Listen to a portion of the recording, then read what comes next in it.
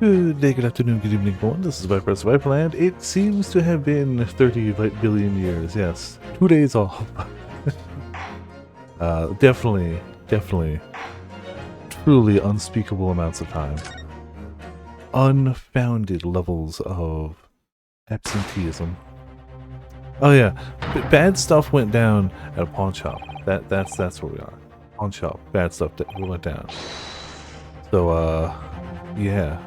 Also, hey, Swear, how's it going? With a beard again. Oh, I mean, is it really that much different from Thursday? Behind the door in the storeroom. Hurry! Yeah, we technically saw this last time, but it's a nice little recap.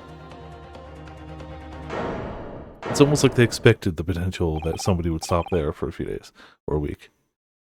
It's Gina. I don't think my beard has really grown in drastically more than it did Thursday, but you know, whatever. From that moment, Windy Bank's pawnbrokery became a crime scene. Everything that followed happened in a whirlwind of activity. The arrival of the police, the preliminary investigation of the scene, and the questioning. It was just before dawn before I was allowed back to my lodgings at 221B. Yeah, the magic night went fun. I didn't do well. For as much as I enjoy playing Magic and card games in general, doesn't mean I'm really good at it.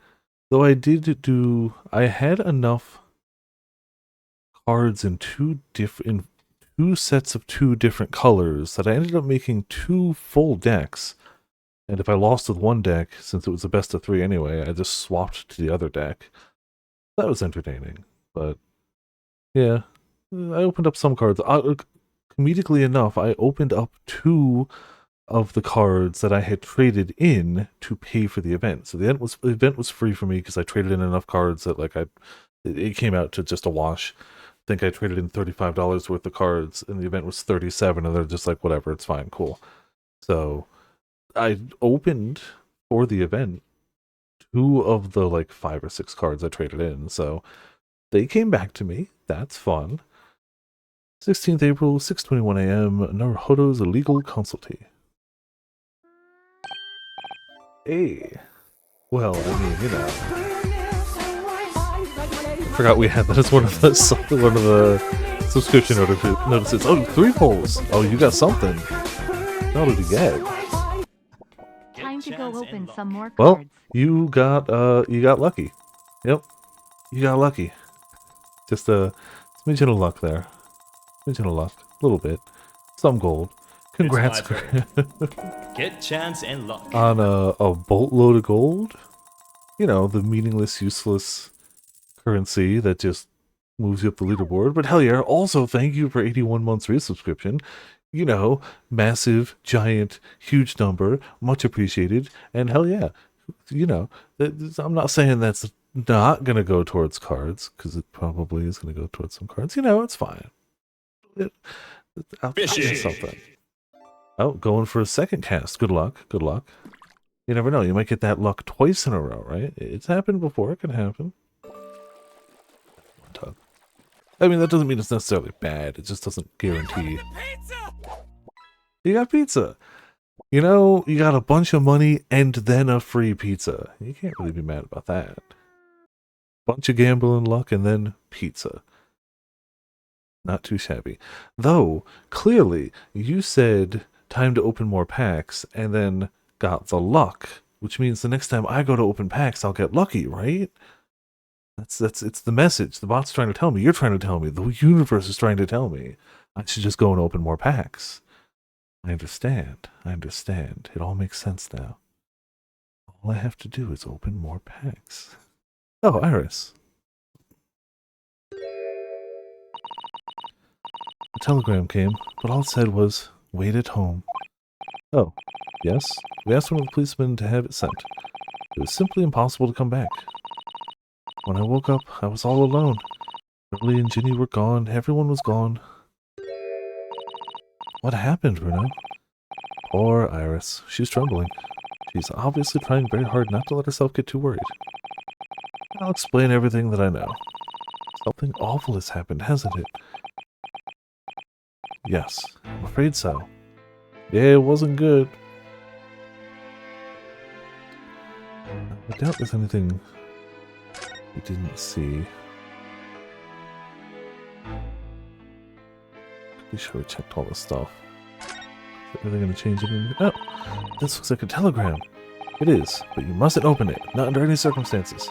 Alright, I won't. Now then, let's see. No! What did I just say? You mustn't open it. Don't worry, I won't. This special concoction I've developed, I'll be able to see through the envelope without having to open it. No! It's not allowed either. It's cheating, clearly. Oh, I'm sure it's something important. I'm sure it's something important, too. Geniuses sure can be mischievous.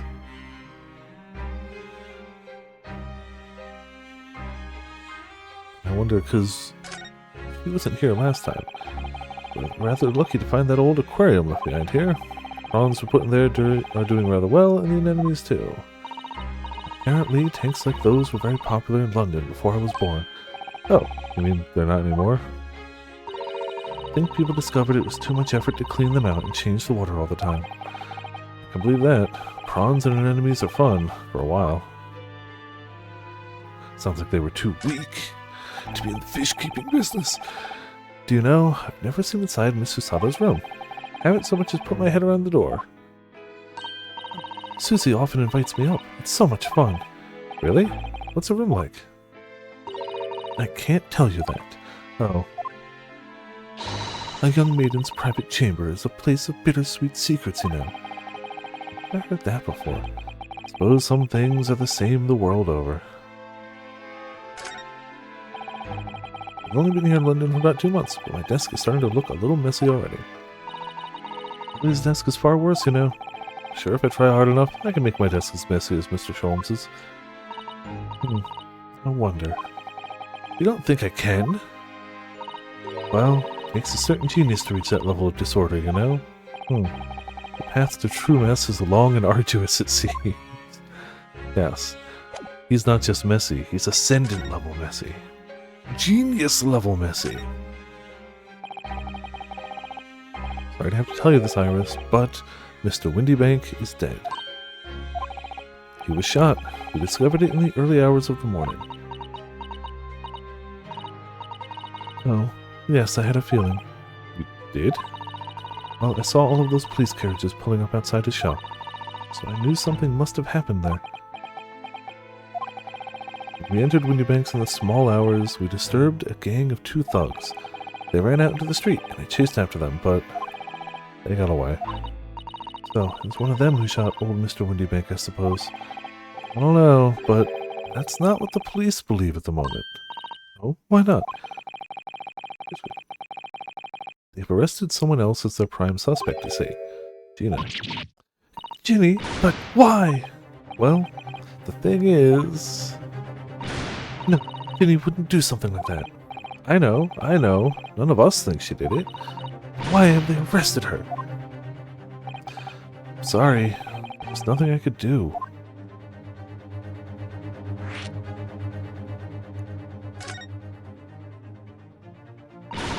I don't understand why they arrested Ginny. It's not fair. What about the 2 thugs that were at the scene? Why aren't they the prime suspects? After all. They shot Hurley dead, didn't they? No, I mean, Mr. Sholmes isn't dead, Iris? This is also horrible. The thing is, Mr. Windybank was found on the floor in the storeroom where he keeps all the deposited articles. The storm door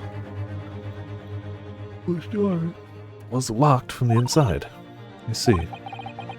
He wasn't alone in there. Nina was found next to him on the floor as well. No! According to the detectives who investigated afterwards... Don't tell me. There was no one else in the room. Yes, exactly. How did you know? It's the only explanation. Yes, the only explanation indeed. What do you mean by that, Bruno? Well, what can I say? Damned if I agree, damned if I don't.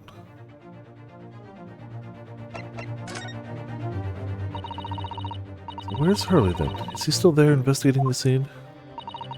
He really ought to have some breakfast. It's not good for him to miss meals. I don't want you to worry, Iris, but I have some news about Mr. Sholmes. He was taken to hospital this morning. What? Well, when we entered Windy Banks, a gun was fired and he took a bullet. Really?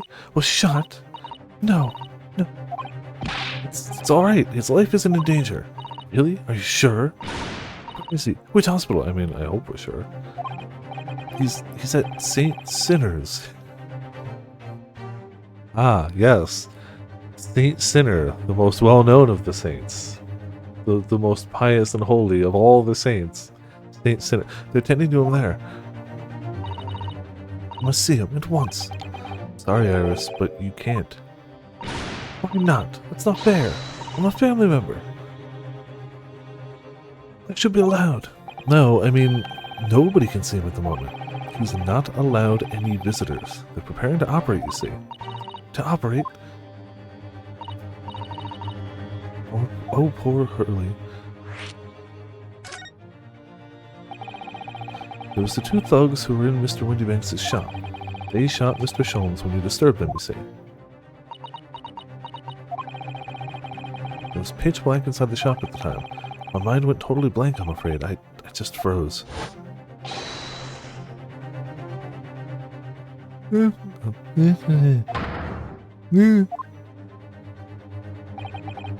After that, I ran out into the street, but... well, we're long gone. I shouldn't have hesitated. Oh, sorry. It's my fault. I let them get away. I think it's a very good thing. Sorry? Well, if you'd seen which way they went and chased after them, you might have been shot as well, you know. On top of everything else, I couldn't bear that. Oh, Iris.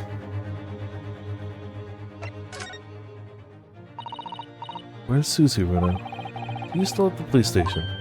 Oh, why? I bet she's still being questioned. The police said they wouldn't be finished for a while. Why aren't you there then? Well, I didn't get a good look at the criminals anyway, so they weren't questioning me for long.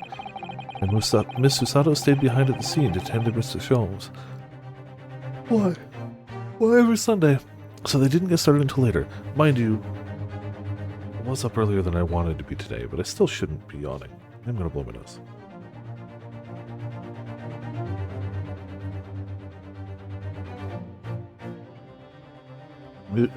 Yesterday, the forecast today said chance showers, like 50%-ish. Maybe it was 40, maybe it was 60, whatever. But, like, you know, showers. So it's like, oh, I'll sleep with the windows open.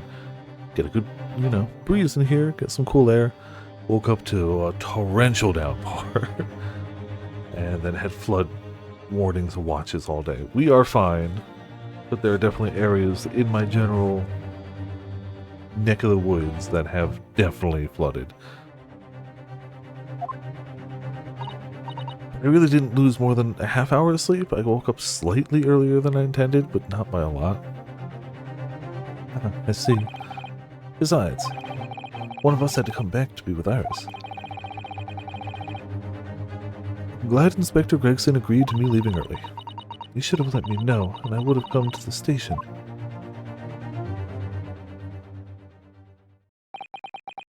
I'm afraid I'll need to go out again now, Iris. There's not much I can do at the moment, but I can at least try to find out how Mr. Sholmes and Gina are getting on. I It's want to go ramen. too. Take me with you. I'll say Ramen. How's it going? Welcome to Viperland in the chat. Runo. I miss the Runo.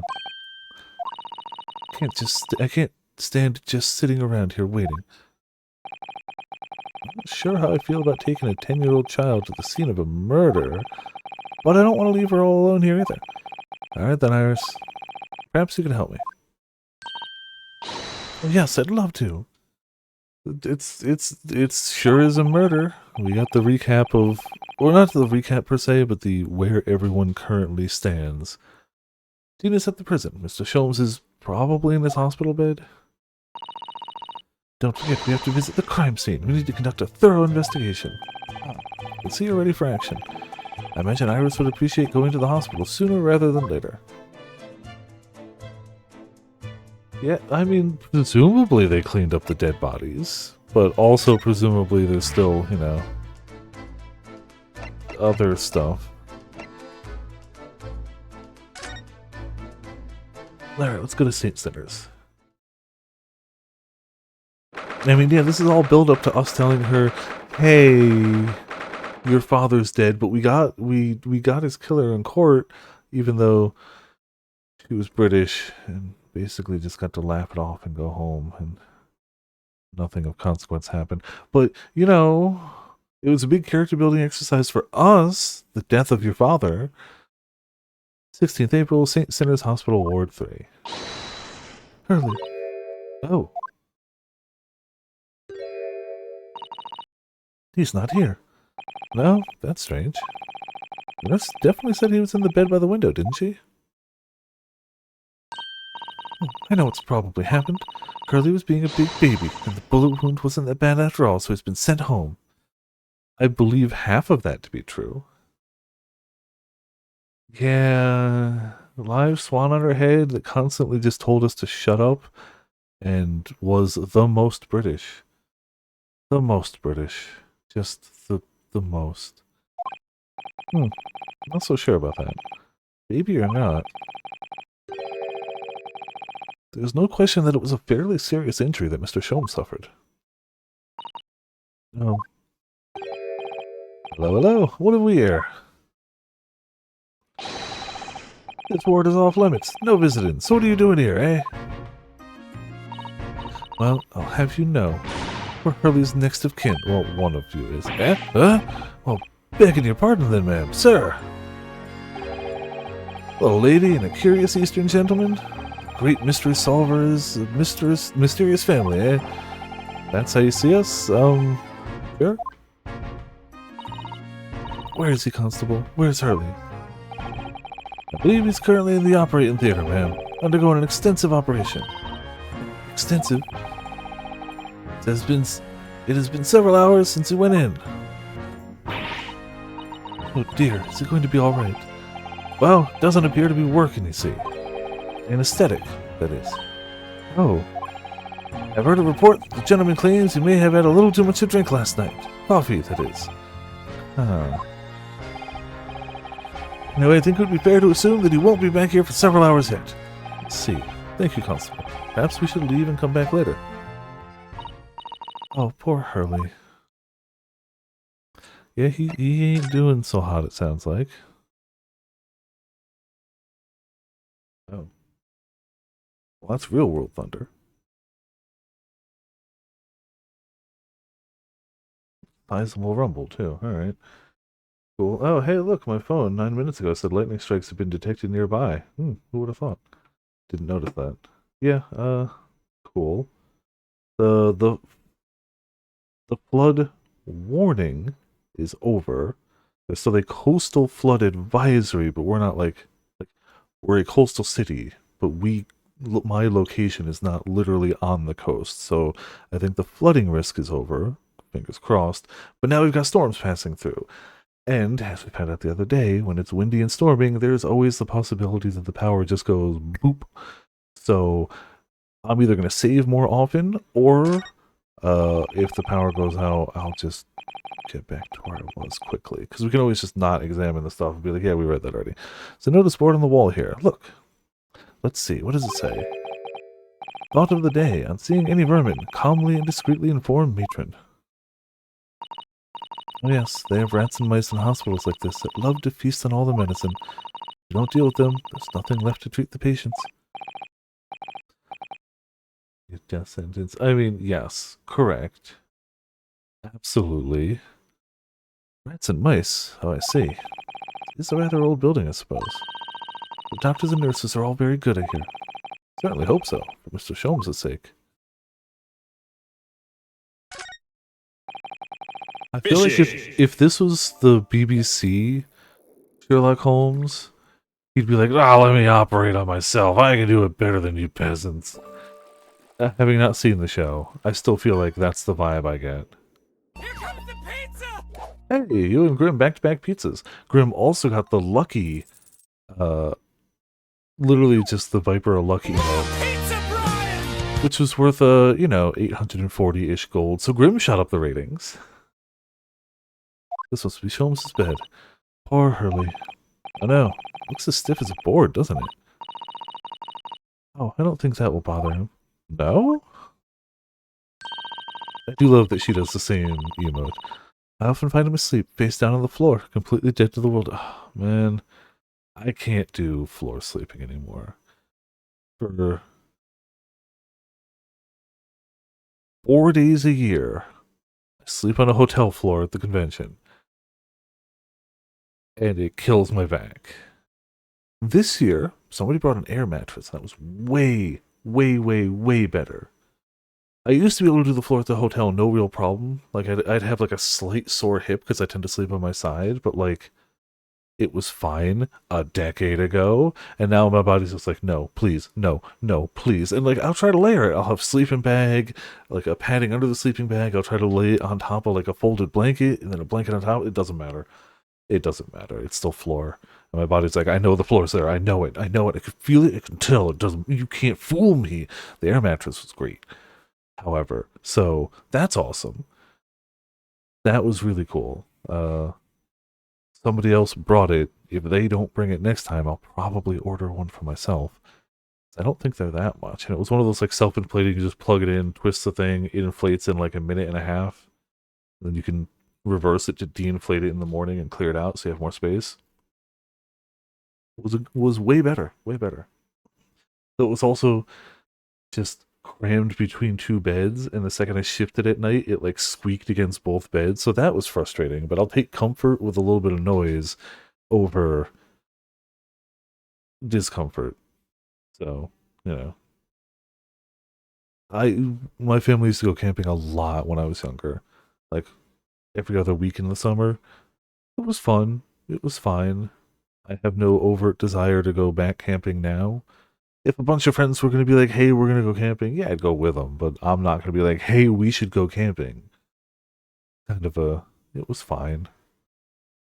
We would just ride our bikes around, go to the beach. It was a very, like, it was called Hammonasset State Park in Connecticut. So it was very, like, the roads were paved. It was basically just sectioned off bits of an open fields. There were forests nearby, a beach nearby. We still had running water, still had like public bathrooms and showers. So it wasn't like roughing it in the woods camping, mind you.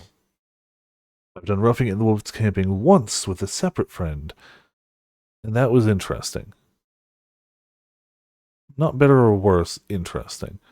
Definitely don't love just, you know, your bathroom is a hole in the ground, but you know, it was an experience. I don't regret going. I don't know if I'd go again.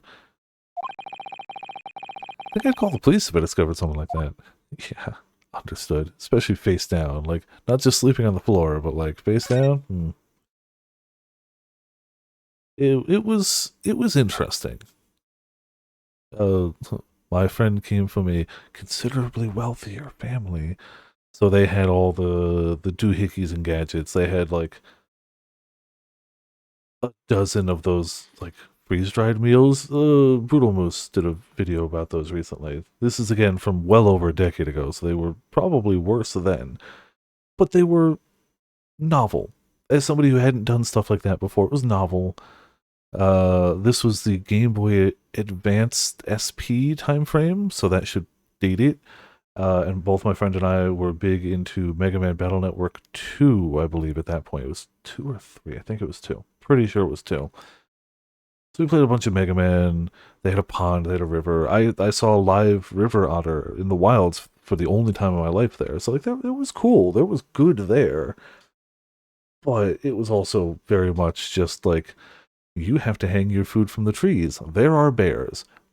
And you hear a sound at night and you just go, I really hope that's not a bear. I don't want to have to bear, you know. Just bring beans and stuff. That's true. Yes, correct. And if I, in my current state, were to do it, I'd probably do a mix of both. I'd get like one or two of the freeze-dried things for like a big, hearty meal, and then do some other sort of baked beans, hot dogs, I don't know, whatever else. I know hot dogs are pre-cooked, so you can always like. Well, yes, hot dogs taste better heated up again. Obviously, we all know this. They are technically pre-cooked. Beans on the rice, keto all hungry? Yes, yes. Baked beans are delicious. Franks and beans are 11 out of 10. Hard stop. Rice is always a good go-to. Like, it's hard to beat that. Wonder what these are. Do you have any idea, Iris? Oh, haven't you ever seen crutches before? Let me explain. They're for people with leg injuries to help them walk. You hold one under each arm, you see. Ah, right. Thought they were weapons of some sort. Why would there be weapons in a hospital? Thought maybe a fighter had been injured in a battle contest and been brought here along with his weapons. That's surprisingly plausible. Excuse me. Alright, guess we got what we got here.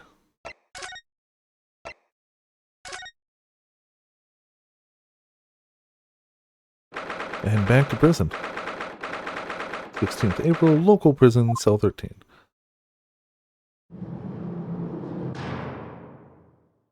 Hey, hello, Gina.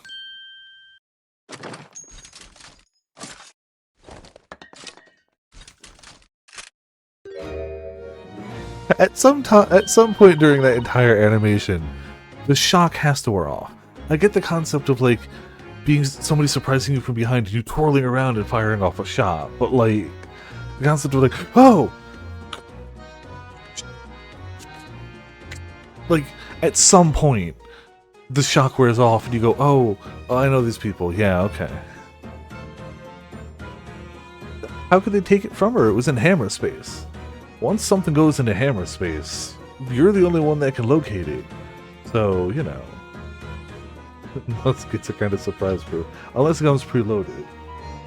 And I don't know how hair-trigger muskets were all. My knowledge of musket-era rifles and muskets is literally just sure was a pain in the ass to reload them. And I do know that it wasn't like parabolic bullets or aerodynamic bullets. It was like musket balls, just literally like a ball bearing. That's all of my knowledge. That's it. I have no idea if it's something that could feasibly like accidentally go off. Like, I don't know. I don't know if it's something they'd keep loaded or not. I know some amount of good weapon practices for like handling firearms in the modern day, and all of that comes from either random YouTube videos or video games, so it's probably not accurate anyway. I sure as hell don't know about musket era safety. Oh, you still have the grenade launcher Hurley and I made. I wish she wouldn't point it at me all the time though. It'd be funny if she fired it but it bounced off one of the iron bars, just bong, right back to her.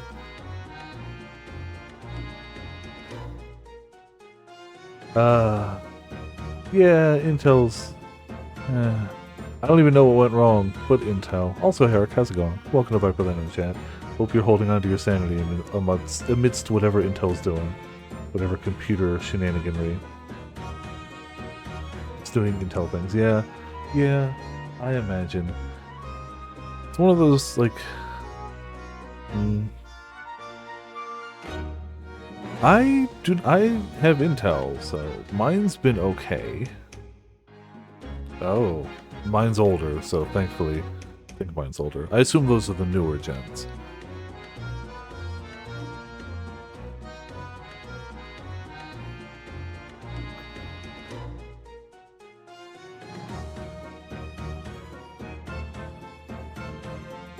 I believe my work computer's Intel as well. I only know because it's got a sticker on it. I've never looked at the specs of my work computer, but it's got, you know, the sticker. Oh, yeah, updating BIOS sucks. What is mine anyway?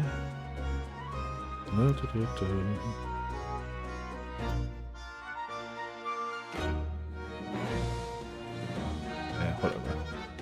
Pretty sure mine's a i9. To PC motherboard. Oh yeah, I never have, but I still don't like doing it, so you know. What are you here for? Ginny, I have a feeling it's because of us that you've ended up in trouble. So we were thinking that we might be able to help you. Well, you can't. Sorry? You heard. Get lost. Don't be like that, Ginny. I know you didn't do it. You'd never shoot someone. I just know you wouldn't. I think you know me. Pull the other one. Oh. You ain't get the first idea about the likes of me. I'm a thief. I pinch people's purses when they're walking down the street. That's how I get by. And if I saw me chance, I'd sneak into a pawn shop any day of the week. Just to see what I could lay my hands on. Get it? It's the kind of person I am. Okay, not a big deal. Ooh.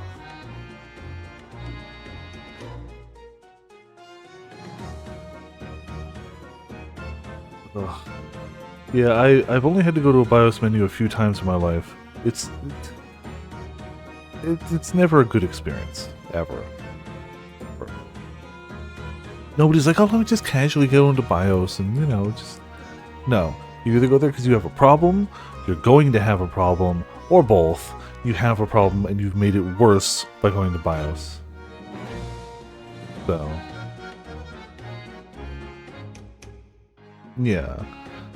But Ginny, I'll be in court tomorrow, they said. Some code came by beforehand, said he'd be a lawyer for me or the like. Said it was my right or something. I told him to get stopped. I don't need no lawyer. I don't need no one. She couldn't be staring at me any more obvious if she tried. Why are you being like this, Ginny? Well, bye. No. Alright. I don't understand, Gina. Why did you send the public defender away? Yeah, I mean, it's fine. She doesn't want a lawyer, so, bye. Wanted me to sign some papers representing representation papers or something like that. It's all gonna be rigged anyway, the whole trial. No pinning on me because I'm a kid. That's what grown-ups always do. Why do you think that? 'Cause that's how it always been for me, growing up in the back slums, my whole life. If you do what the grown-ups tell you, it'll get your mates dragged off by the coppers, or worse. That happened to me before and all. Been sold out and nearly snaffled on the back of it. You can't trust no one, that's the point. As soon as you do, you're gone to grass, dead. Gina, listen. If you like, in tomorrow's trial, I could... Forget it! Ginny, don't you trust Runo? Nah, I don't. Oh. Alright, then bye! Look, I'll ask you nicely now. Leave me alone.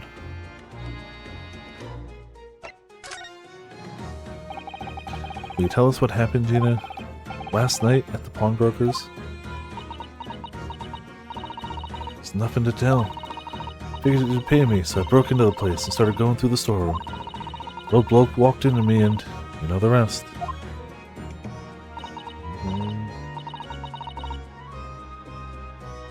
Cyberpunk. Yeah, people are already... I don't know. The game looks interesting, but it just hasn't been like... I don't know. Like, the trailers look cool, the reviews seem decent so far, what I've heard about it seems good. It just doesn't really catch my interest, and I don't know why. By all accounts, like, you write down the plot, like, the points of, like, what the game is on paper, and I'd be like, oh, I like that game, but it just hasn't really grabbed me. Maybe I'll get it on sale sometime, maybe I don't. I don't know. I hope it comes out good, and I hope the performance issues get smoothed out. Maybe? I do like Souls games, but that said, I do already have Lies of P on the plate. And I really do plan to finish in my own time Sekiro at some point. Excuse me. That was out of my control. I couldn't afford it at the time. And I kind of just haven't nabbed it yet. Because again, I do have Lies of P ready. So, like, that'll probably be the one I hit. And then, I mean, I'm gonna do the Elden Ring DLC. More Elden Ring, yay. Also, a TLC about Wukong. Hell yeah, I hope it's good. I assume if reviews and stuff are hitting, it probably comes out Friday this week, I assume? I have not been following the release date, but I keep hearing more and more about it, so I know it must be coming up. Why, Ginny? Why would you do that? Ain't it obvious? The place is full of stuff I could sell for a shilling or two. Diving ain't easy, you know. It's a lot of work, and half the time you don't even get nothing. Tuesday, 20th? Okay, 20th is Wednesday. Okay, so like midweek. Okay, cool. So like Tuesday midnight then, probably. Is that really why you broke into the place? What? Are you sure the true reason wasn't something else? Oh, give it a rest. What'd be the point anyway, eh? Nothing I could say would make me a blind bit of difference. The 18th. Well, the 18th is today. So, yeah. Please tell us, Shinny. We'll believe you, whatever it is. Believe me? Don't be daft. You can't believe nothing. Everybody lies all the time. And you know what?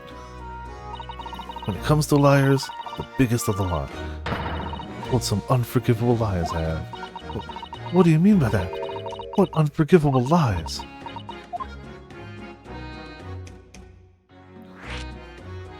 One time, I told someone they were my little PogChamp. Reality, they've never been my little PogChamp. Unforgivable lies. What did you mean before, Gino, when you said you were the biggest liar of the lot? Why don't you tell us what those unforgivable lies you told are? Maybe we can help. Sorry. We're out of time. They're gonna want to question me now. Ginny, please. Oh, yeah? I wanted to give you this. Something to remember me by. That sure be cat. Photographic print. A really adorable cat. Yeah? Yes, we will remember this moment always. Found it in one of the pockets of this coat. Ain't no point in me having it. Wonder what a little photograph like that was doing in a pocket of that overcoat. Anyway, don't bother coming again. Bye. Well, oh Chinny. The white cat photograph has been entered into the court record. Photograph depicting a sweet little white cat obtained from Gina while interviewing her in her prison cell.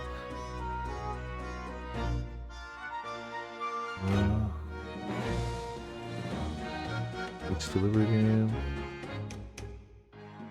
Oh. Guess it has gone further. Well, before we leave, would you have a look at, that's strange. Where's my armband gone?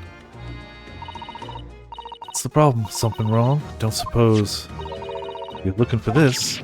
Yes, but how? And when? And how again? Got a talent for it, haven't I? And I've been... It's bordering on black magic. Makes what I was about to say about my armband seem a little... Oh. So, what do you want to tell me about it then? Bye! We're too embarrassed to keep going. See ya. Leave now.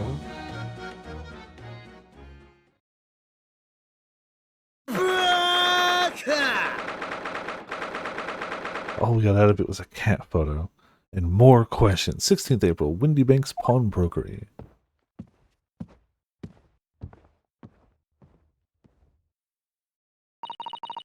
This is where it happened then. Last night. That's right. The two thugs I told you about were obviously ransacking the place, looking for valuables. But, apart from the policeman in here, you wouldn't know anything had happened. There's no sign of a disturbance. Also, I found out, because I've never paid attention to it once before, there's a pawn shop literally across the street from the card shop that I go to. So, if I decide I want to visit a pawn shop after this, I can do so. Right there.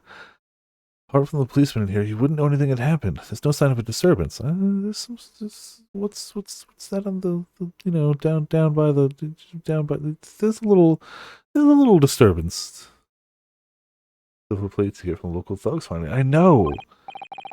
As if I'm going to end up with my pockets heavy with silver plates. They're all... Or, well, they go iron, right? Yeah, no, they're all worthless. It's fine. Not shady at all. That's true, I'm sure. But, like, I imagine you can also find some stuff there you couldn't really find elsewhere.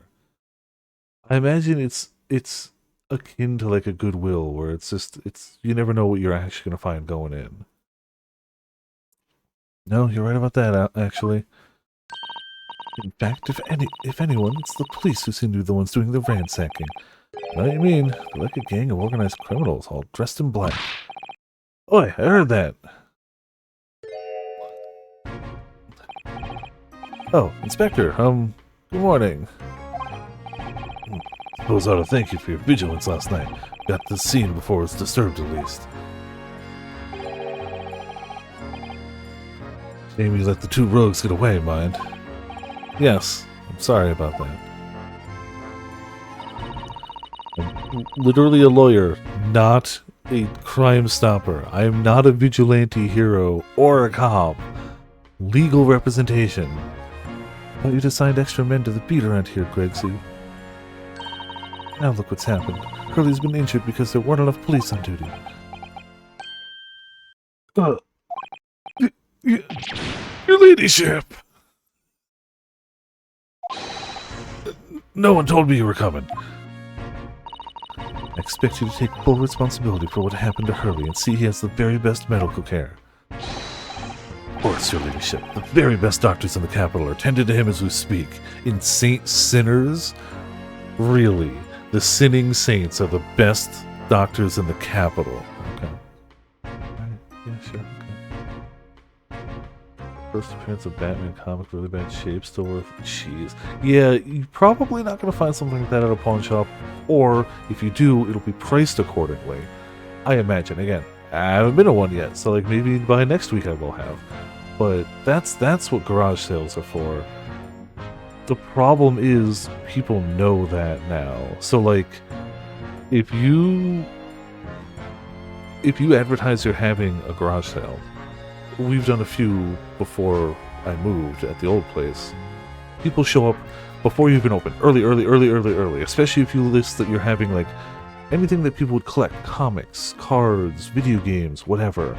People show up the first thing in the morning, look for one or two specific things, offer you an insulting price for them and leave. Mind you, if you're having a garage sale, you're probably just getting rid of stuff and you want it out anyway. Generally speaking, any money I make off a garage sale is fine because I just need it gone. It just needs to go. Just I need to not have this. It takes up too much space, but it's too interesting to throw out. I'd rather it go to somebody. But like, there are swarms of people that's just what they do. They go to garage sales early in the morning, day one, to make sure they can grab in case they find something insane like that. Yeah, exactly. They were always polite enough, but, you know, they weren't subtle. I don't think it's Bruno's fault that the rogues managed to get away, is it? Chasing criminals is the police's job. Absolutely, your ladyship. As you say, ma'am, as you say. He's got the two little gray stripes. The jet in black is totally blameless. Everyone in agreement about that. Would you believe it? It's like a completely different person with Iris. Talk about a personality change. Oh, where are my manners? Are you thirsty, your ladyship? Wow.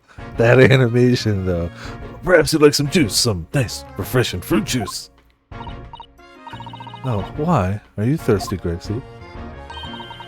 I have some of my special herbal tea with me if you'd like some. Glug, glug, glug, glug. Lovely. Thank you very much. That really hit the spot, your ladyship. Don't even recognize him like this. Oh, well, now he has his fish and chips back. I recognize him slightly better.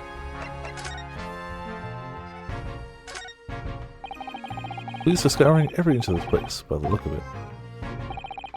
Instructions from the auditor to examine every article in the shop and every ledger in the book for accounts. Every article, but that's a ridiculous amount of work, surely. My name is Bobby, not Shirley. We've been hard at it ever since the shop was declared a crime scene in the early hours. We're sifting through it all in shifts at least, but still, we'll be working through the night, that's for sure. And even then, we'll barely have scratched the surface. I'm in a pawnbrokers. Must be every policeman's worst nightmare. It's every copper's worst nightmare, you know, a crime in a pawnbrokers. Well, okay, so they all said the same thing. Alright then, let's see what we can uncover. Oi, what do you think you're doing? Oi, what do you think you're doing there, Sunshine? Can't touch anything in here. Oh, but we're open to investigate. This is a crime scene, for Pete's sake. No touching! What's the problem, Grexy? Bruno's a lawyer. You know that. I'm ever so sorry, your ladyship. Ever so sorry. The rules and regulations are thrown on my side. Of course, if Mr. Naruhodo were to have been properly appointed by the accused, that'd be another matter. The accused? If you could show me some representation papers, be only too happy to let you nose around. Did you hear that, Bruno? You need Ginny to sign some representation papers. It's like presenting the detective here with the correct paperwork's the only way. He just... yay food. Definitely a little hungry, but I'll make it. I'll be fine. He sure does seem to be a fan of Iris. You know, it really does seem like detectives, mob bosses really do be a sucker for an Iris with pink hair, don't they? Seems to be this, you know, if I had a nickel.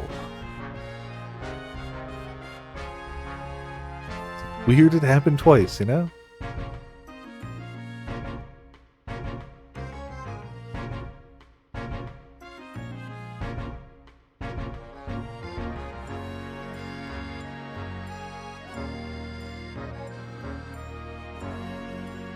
It's a natural law of the universe, yeah.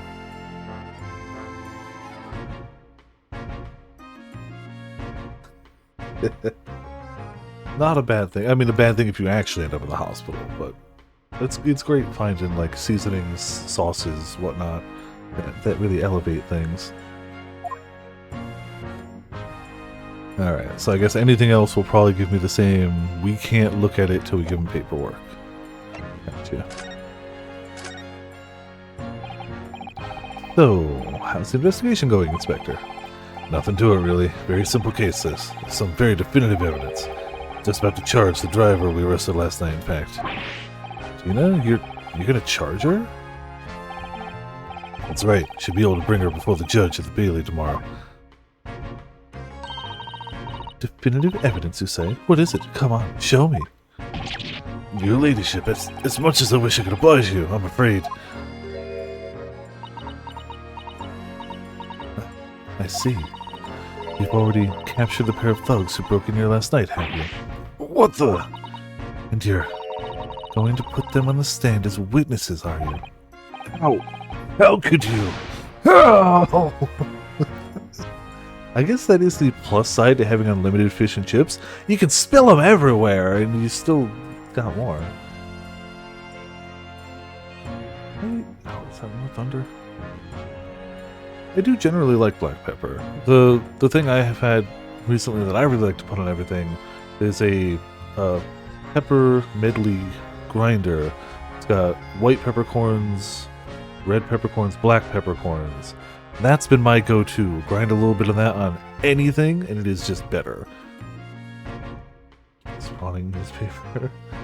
I mean, there'll be rats, but I'm sure the rats are happy. How could you possibly know that? I had a feeling, that's all. Why have you never tried to keep a secret from Iris? So you've arrested the two men who shot Mr. Sholmes, have you? Well, yes, they were rounded up pretty quickly by the lads on the beat. Ah, lime juice, okay.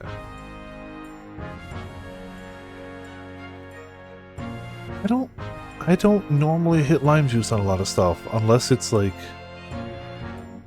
generally like Mexican food. Like whenever I go out to a Mexican restaurant, everything has a bit of lime and it complements all those flavors super well. Like it works great.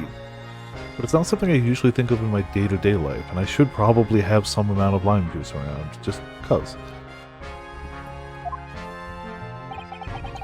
And Miss Lestrade is being held in prison? She should be. That's assuming she hasn't lived to the key from the jailer, of course. Honestly, I wouldn't put it past her. Oh, I don't have much... I always pronounce it wrong. I always say pho. I know that's not it. The place where I normally get my ramen also does pho, but I love their ramen so much, and I go so infrequently that I don't usually mix it up. If I were to go more often, I'd mix up... Ah, okay, that's it. Yeah. I would mix up my order more frequently if I went more than like 3 or 4 times a year. But if I'm only going to go a few times a year, I'm going to get the ramen I like. Use Mexican a lot? Okay. I mean, as you said, rice, beans, kinda hard to go wrong with. There's a reason that Taco Bell can have a dozen different things on its menu, most of which are variations of cheese, meat, rice, beans in different quantities, wrappings, containers. And they're all at least passably good. Or passably good to really damn good, actually. This is cheaper. See, around here for me, I don't know if there's a dedicated pho place. If there is, I haven't noticed it, but I haven't gone looking. There's 2 ramen places in my city. I haven't tried the one that's closer to me now. I'm used to the one that's closer to where I used to be. So we'll see. I might try the one near me. I only noticed it the other day, actually, when we were driving around looking for something else. Can you tell us anything about Mr. Sholmes? What's his condition? Sorry, not at liberty to divulge that information. Still in yard matters are strictly confidential. The health of a friend? Really? That's confidential? Well, I know he's being operated on at St. Simmons. Why can't I see him? I'm family, you know. I'm terribly sorry, your ladyship. It's the hospital's policy, no visiting at all. Really? There's the hospital whose policy is nobody can... bar none, nobody can visit anyone in the hospital? And the name of that hospital is St. Sinners? It's a cult. It's a demon cult. They're sacrificing people. They are sacrificing your loved ones to demons. Yup. Full sinful nurses favor. Well, what type of sinful are we talking about? Are we talking about... Oh. Or are we talking about Grim? Because, you know, those are different sinful nurses.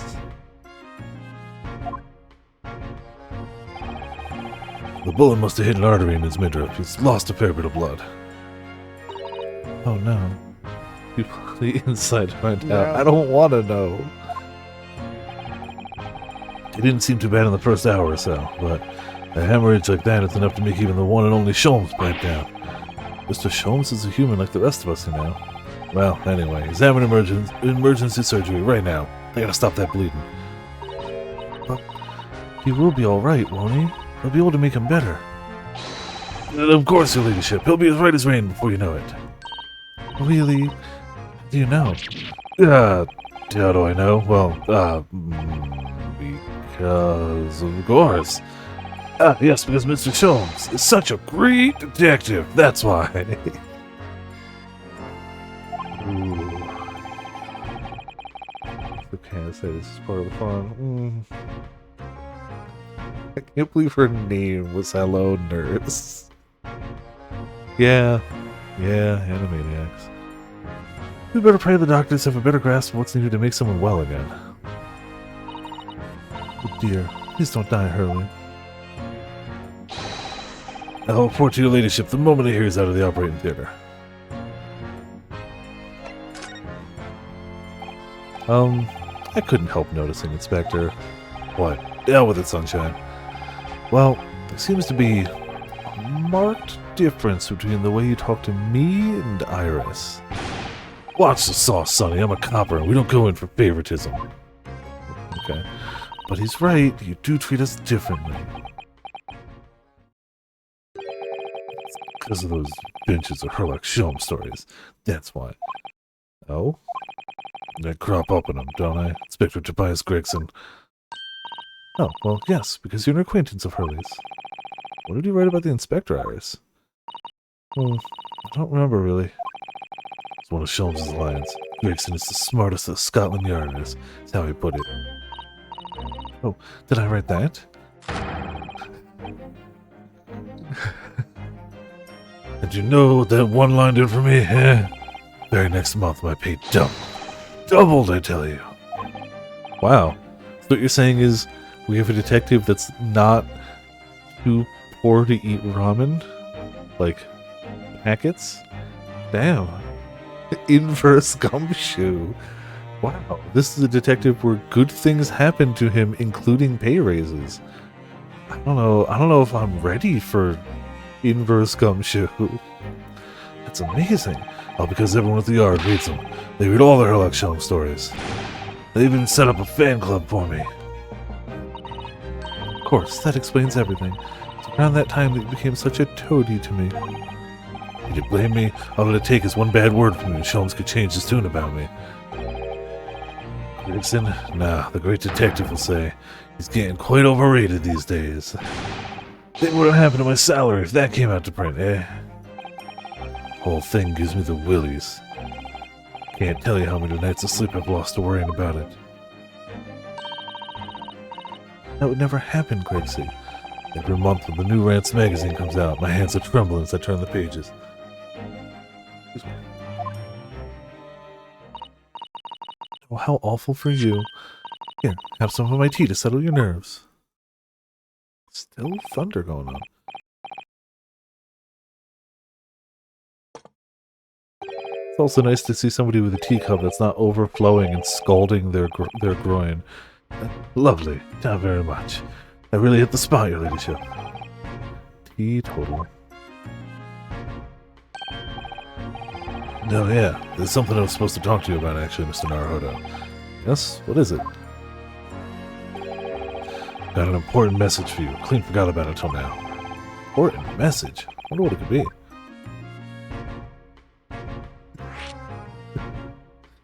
It's such a Phoenix Wright thing to be like, wow, he's got an important message for me. I wonder what it could be. As he stands, blinking at me, waiting for me to click the important message button that has just appeared on the screen. Are you gonna tell me what this important message is then, Inspector? Yeah, it's about that young lady who's normally by your side, your assistant. Dear Susie, is she alright? She's at the station, isn't she? Being questioned, I believe? Nope, not anymore. She had to head off. Head off? Where?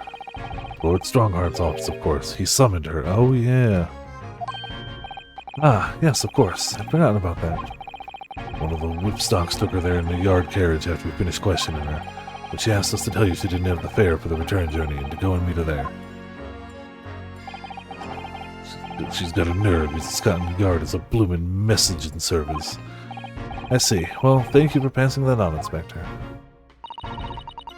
Did Susie have to go to the Lord Chief Justice? She didn't tell me. But I better head over to the Lord Chief Justice's office to fetch her straight away. There's a...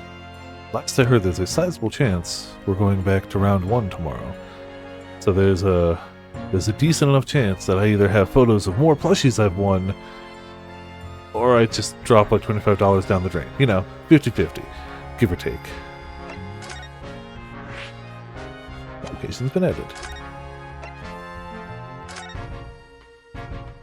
Yeah, they have stuff that's not Crane games there, but you know, it's all about the Crane games. 16th April, British Supreme Court, Lord Chief Justice's office. Last time they had a free-run figure, but it was one of those, like... They did this in Yakuza, where in the Yakuza series, they have a machine where you have to, like, instead of a claw, it's just a rod, and you have to get that rod into a hole, where it basically doesn't have a lot of, you know, extra space. Yeah, the Hax Key ones. This, they do it super... So they've just got what do they call it? A zip tie? They've got a zip tie in there that's above the hole. Just like slightly like tabbed on to the, what is it, plastic or whatever. So when you push the thing through the hole, it pushes the zip tie through so they can be like, oh yep, they won that one, because you have to call someone over. Even more BS? Yeah. But I'd argue it's straight skill related, unlike, like, there is a skill to Crane games, for sure. 100% believe that. There's also some Crane games that are just straight up set that you're not gonna win. That's also true. These can both be true. And, I don't know, I did see someone win it last time. Wasn't one of the friends, or me, but did see someone win it. So that was nifty. Yes, no matter how many times I come here, I always get the same sense of oppressiveness somehow. Anyone's running the machine, the key can shake around. Oh, true. I didn't notice much shaking on this one. At least the one machine that I saw people try a few times because they had a free run figure. The only one, like, they had a lot of other figures, but many of them were from shows that were lesser known, though they had some Demon Slayer too. But it didn't seem to shake as best I could tell. It's just a you have to get it spot on type deal. Axe is just loose in the arm. Interesting. I will keep an eye out for that. I didn't notice it last time, but I wasn't looking for it either. So, like, I can always tell if I swipe a machine and it goes to try to pick something up and it doesn't even, like, barely lift it off the ground. It's like, yep, cool. Nope, not putting anything else in that machine. But at the same time, we had a machine that had a really cool looking figure, like plushie. I tried it once, my friends tried it once, and a third friend tried it once. None of us even got it like really like super lifted. And like 5 minutes later, we were at a crane machine on the same row, and we saw someone else win it. So like, you know, I don't know. Who knows? Maybe I just suck. You think the place is oppressive? I think it's normal. How so? I mean, look at that suit of armor over there. Can't take that seriously, can you? Maybe it thinks the same about you. So, everything is clear with regards to tomorrow's arrangements, I trust. I don't remember the voice I gave him. It's been so long since he's shown up. Yes, thank you very much. It's been like episode 2 since he's showed up. There they are, Susato-san and Lord Strongheart. I wonder what they're talking about. They both look very serious. Very good. There's nothing further to discuss. You may return to your lodgings. No doubt you have much to do in preparation for your return to your homeland. Oh. Oh. Wait. What did he just say? So, yeah, let's be honest. The only truly shocking thing will be if I play Mana Khemia 2 again and remember any of the voices. That will be the truly shocking thing. Susato-san!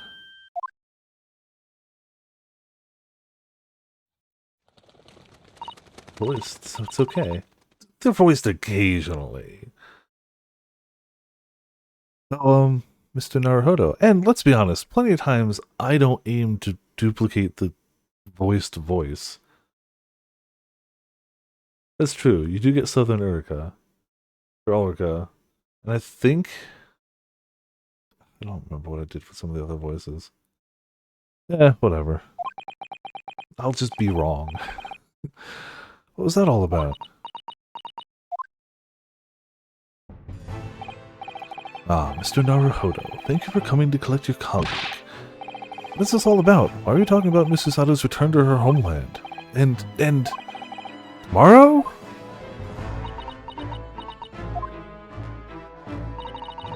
Tomorrow? What about Ginny's trial? You mean... she's been formally charged now? Oh dear.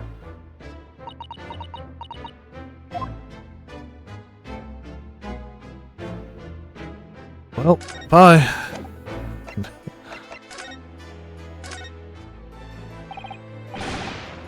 Kansai accent being southern. Yeah, it seems to be the way they represent it. Fairly often. Excuse me. Miss Susato, what's this all about? Oh, please don't concern yourself, Mr. Naruhodo. Well, even if we ignore the whole, you're the only other, like, friend we have here, really? And you're important to us? Even if we ignore that, you're our legal help, and we have very likely a case tomorrow that we could use your help with. So I'm gonna concern myself? It's only me going back to Japan. Your life here can continue just as it has. That's not what I asked. What happened? Why are you leaving? My father, fallen ill. Oh no. Professor Mikotoba?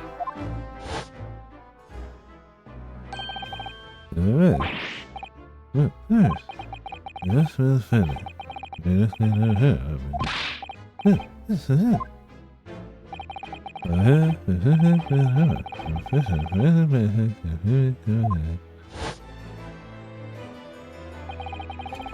received an international telegram from the Empire of Japan informing us of the news.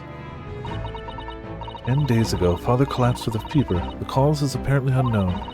It seems he grows weaker but day by day. I don't believe it. As you are aware, the voyage from here to your country's capital, Tokyo, takes some 50 days. I thought it would be prudent to hasten Miss Susato's departure as much as possible. Exclusively your flashback voice. Yes, definitely. Yeah, more than a month. It's not, yeah. Yeah,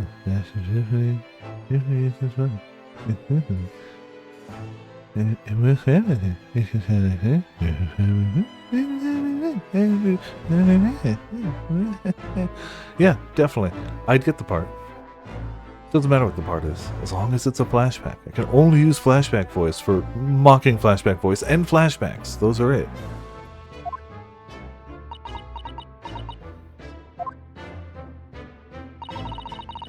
I'll leave London first thing tomorrow morning. I can't believe this is happening.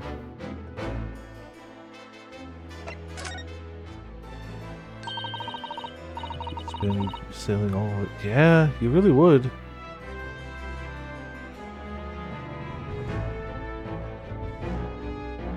Who? Yeah. Yeah. Every now and again you get some voices. For sure. So Gina has been charged. She'll have to appear in court. Yes, she was formally charged a few hours ago. The date of her trial has already been set for tomorrow. It really does seem like a lot of trials get set for tomorrow. No, not even 24 hours later. Gina. The Lestrade girl. And the murder of the Baker Street pawnbroker, yes. An all too transpicious case. The pickpocket was clearly disturbed mid-robbery and shot the man in a panic. Though the yard is overstretched as it is without wasting time in these open and shut cases. Not wasting time. Jenny would never do something like that. Who the fuck are you? Get out of my office. Children aren't allowed here. Mr. Naruhodo. Oh, yes, Lord Strongheart? In deference of your fine services to date, I shall overlook this young girl's insolence. But I have no recollection of admitting a child in my... You know, I didn't get word for word, but I got the vibe. I mean, it's fine. Who needs time to prepare? It's an open shut case. You'll be fine. Don't worry about it.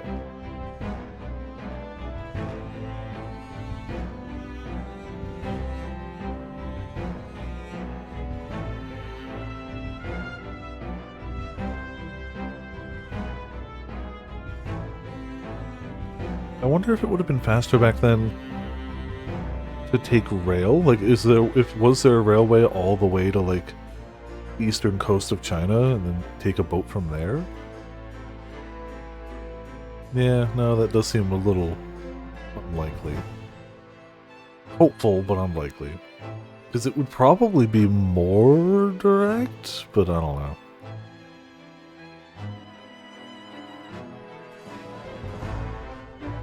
Really sure back then how it was.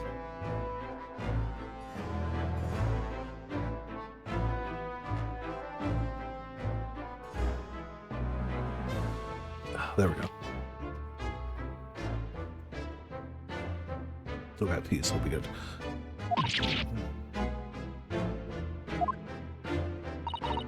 Of course, Lord Strongheart. Criminals will tell the most palpable lies in order to evade justice. The police can ill afford the time it takes to unravel all their untruths. Meanwhile, more crimes are perpetrated. That's a really fucked up way of looking at things.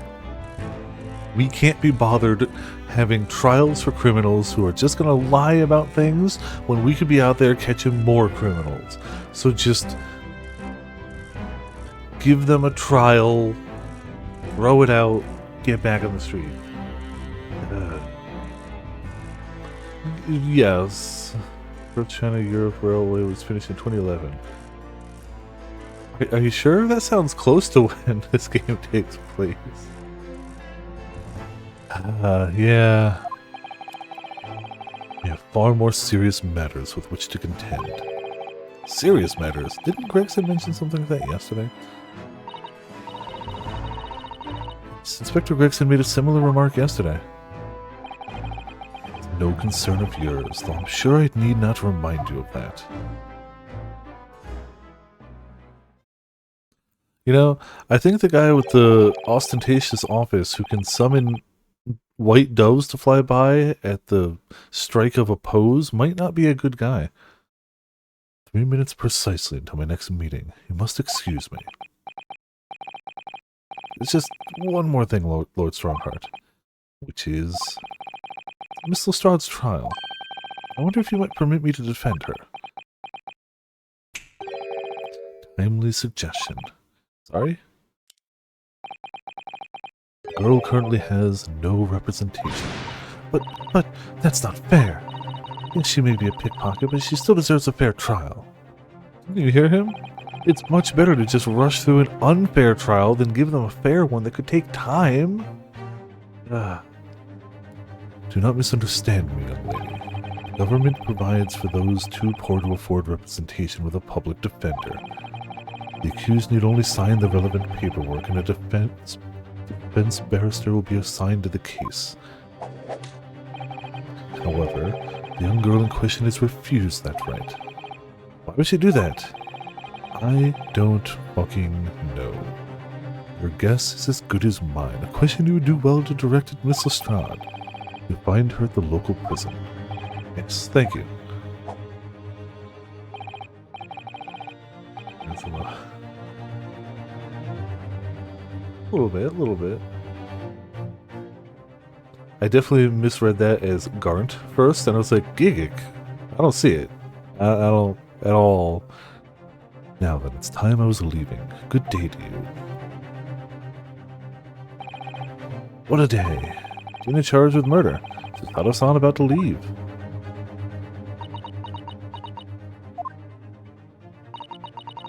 Mr. Naruhodo, Iris, we must make haste. Yeah, of course. But Susie, you're leaving for Japan tomorrow morning, aren't you? Don't you have packing and things to do? Mr. Naruhodo's judicial assistant, my personal circumstances are of no consequence. My sole purpose remains to help you in whatever way I can. Thank you, Miss Susato. That's a very pensive look. I think we ought to visit Gina first. In any case, I should like to wish her well before I leave. So he has this exchange program, yes. Definitely. Definitely the direction he thinks of people. Of other countries. Definitely. Sorry, phone. Just like everyone here, nobody here has at any point been like, lesser people, you know.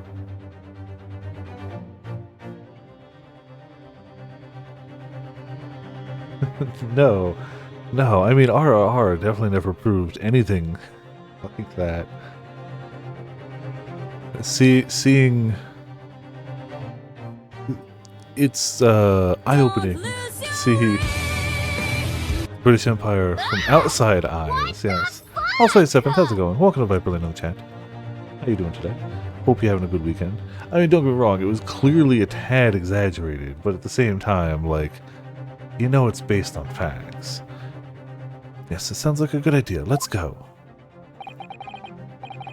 If I'm honest, this has completely thrown me off. I just have to do what I can, as a lawyer. Well, out of here, go to prison. Normal stuff. Gotta, you know, go to prison sometime. 16th April, local prison, cell 15. Ah. Hello again, Jenna.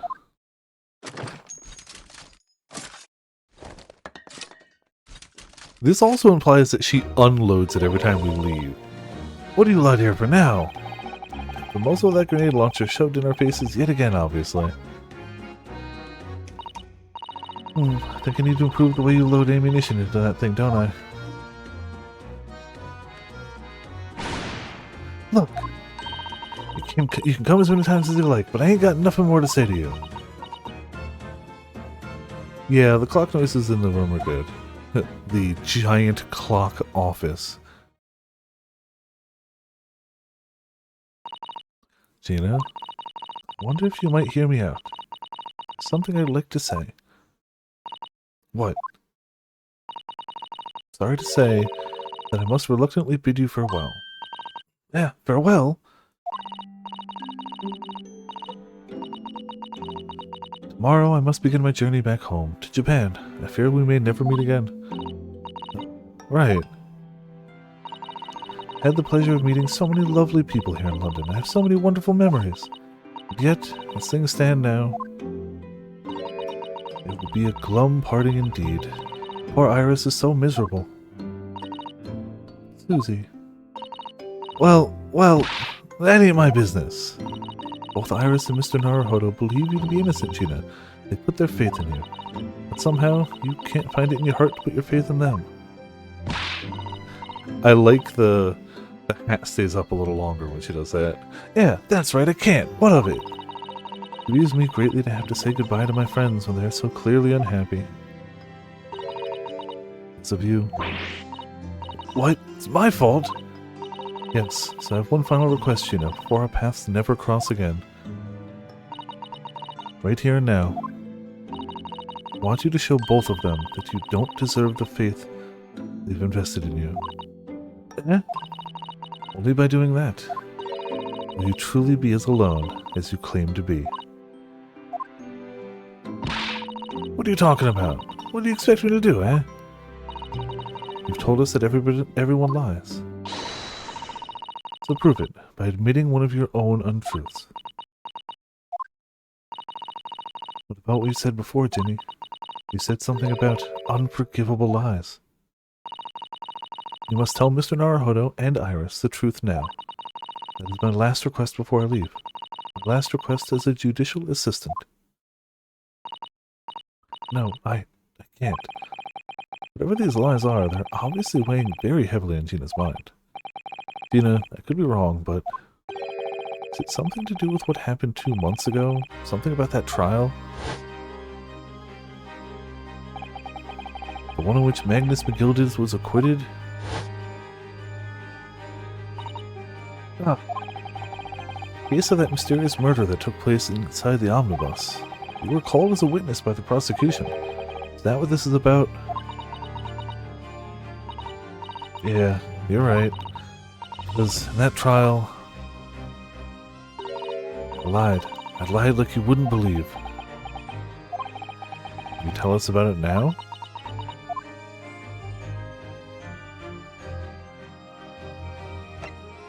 Will you tell us about it now? Bye! Alright. Trial 2 months ago. Like you said, it all happened 2 months ago. The coppers got old to me and shoved me in the witness stand. Besides, and based on your testimony, Mr. McGildes was declared innocent. Yeah, well, thing is, I lied about a whole bunch of stuff. Knew it. What sort of things did you lie about? I was hiding under the seat of that night. That was the truth. Pitch black in that little cubbyhole. I couldn't see a thing, and then I heard that loud thud, like somebody falling on the floor. That's when Mr. McGildes discovered you. And that's when Mr. McGildes discovered you? Yeah. Pulled me out from under the seat, sat me next to the dead man. There weren't much light to see by, but when I looked at my hands, I had the crow's blood all over them. I was so scared, I couldn't even speak. You had his blood on your hands? In other words, watching too much series of unfortunate events. Because at that exact moment, all I could hear is the phrase having blood on their hands. Once could mean having actual blood, but in this case means... It was Gina that the witness on the roof deck saw through the skylight. Then Mr. McGilded started asking you questions, I suppose. Who you were, why you were hiding under the seat. Yeah, he did. Only, it's not at all. That's not all. What do you mean? I mean, he threatened me. Threatened you how? All of life's wordplay and metaphor. I can't say that would make them all better. At least some of them. Also, batteries in the remote for the AC, so I can just go, it's getting a little toasty in here, and do that. One happy accident, it's not because I went out and bought batteries for the air conditioning. It's actually because I bought a postal scale so I could start selling cards. And that came with an AC adapter and AAA batteries, and I was like, cool, I'm always by a power source, let me slap the batteries in the remote. A smart person would have gone out and bought batteries, but, you know, a Viper would just wait for happy accidents. Even worse, we did go out and buy AAA batteries, and I just didn't put any in. And you how? He made me swear about what I'd seen or what I'd heard, about what he was going to do after the cove was found dead. He made me swear I wouldn't tell no one about any of it. I did that, he said he'd let me scarper before the coppers showed up.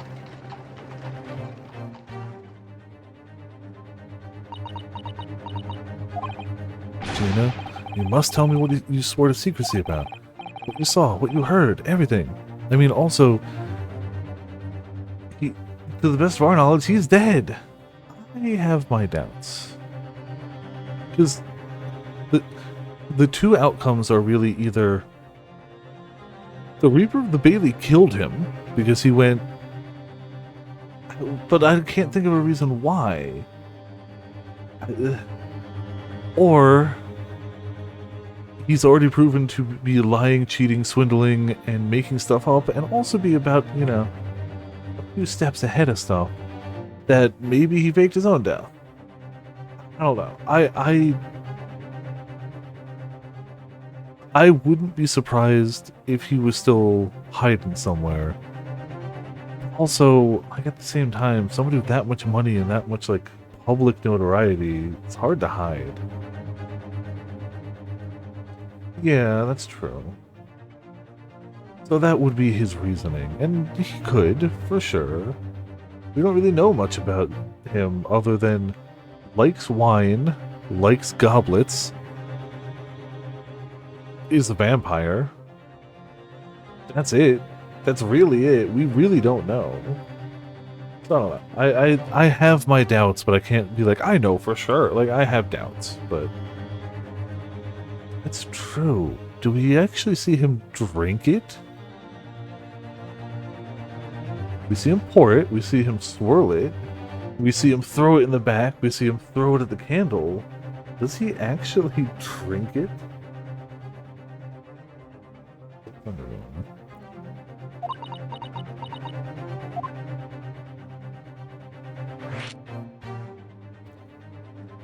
Yeah, half the courtroom is soaked in wine, and half of that soaked half is covered in just shards of glass. Shards of broken glass everywhere. He said McGilded made you swear not to tell anybody what you saw. But you were in the pitch-black compartment under the seat the whole time, weren't you? Yes, with Mr. McGilded sitting above your head, if I remember correctly. Yeah, that's true, but it's when I heard the thud of the cove hitting the floor. I let out a little scream, see? Couldn't help it. Mr. McGilded heard that and dragged me out by my arm, and that's when I saw it. It was on the floor next to the old geezer where it had been stabbed. A disc, all bright and shiny. Disc? Do you mean... Yeah, that's it. The one with the deed took off me at Windy Banks. The music box disc was there on the floor of the omnibus? Not for long, Mr. McGilded spotted it straight away. He picked it up smartish and stuffed it inside his pocket. It's that disc. It's in the omnibus 2 months ago, at the scene of Mr. Mason's murder. The bogtrotter told me I weren't to mutter a word of it to no one. You'll find the Radiant Dawn of the GameCube. Yes. Uh-huh. Just not this.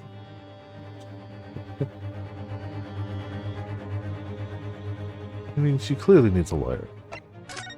Clearly. It was so dark under that seat in the cab. I was straining my ears the whole time. After a while, I heard the door and footsteps inside the cabin. Presumably, that was Mr. that was McGilded getting on board. Not only him. Oh? Because I could definitely make out the footsteps of two people. In that case, it seemed likely that it was Mr. McGilded and the victim, Mr. Thrice-Fired Mason. In his testimony during the trial, Mr. McGilded claimed he slept during the cabbage ride.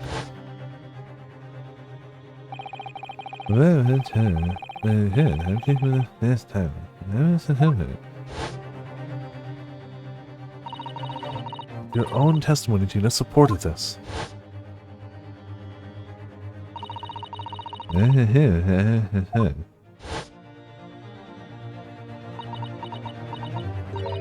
Yeah, that weren't exactly true. Neither of them was asleep. I could hear them talking the whole time, in low voices. What were they talking about? Sorry, I don't know. The sound of the horses and the wheels was too loud. Still tells us something. Mr. McGilded and the victim knew each other. So McGilded was lying, as I suspected.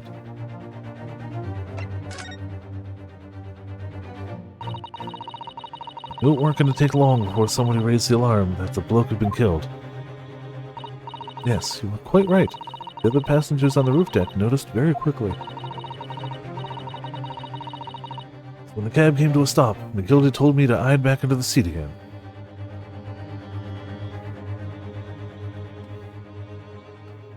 Rhythm games with cartridges? Oh, that's fair. I don't know. It's my money would be on something like a Sega Saturn game. I feel like that's the right midpoint of like somebody actually might want to play it and rarity. And also not enough were made and like not enough people bought them. Magic Knight Rares, Panzer Dragoon Saga, games like those, yeah, for sure. Climbed in and waited. Two coves from up top ran off to get the coppers. Yes, Mr. Fairplay and Mr. First. Right, and after they'd gone, McGilded had asked the driver to do him a favor. Favor?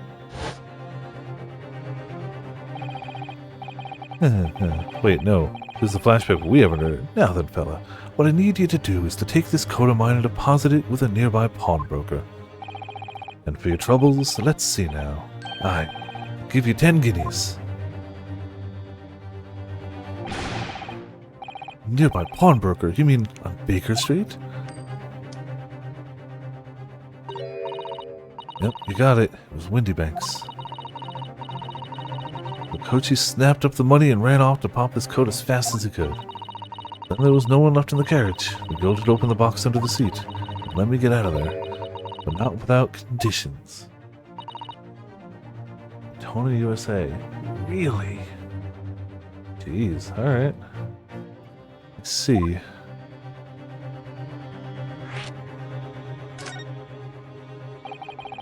What were McGilded's conditions then? For letting you go free, I mean. Telling a soul, not for anything. But I saw and what I heard. And there was something else as well. There's more? Yeah. This is the most important thing, he said. Oh geez, well then you got some cash money. The Netlink edition. After sending the coachman on a little errand for me, with some small change in his hand. Now then, did you hear what I asked of him? Did you see anything at all? At all? I asked him to go pop your weasel, right?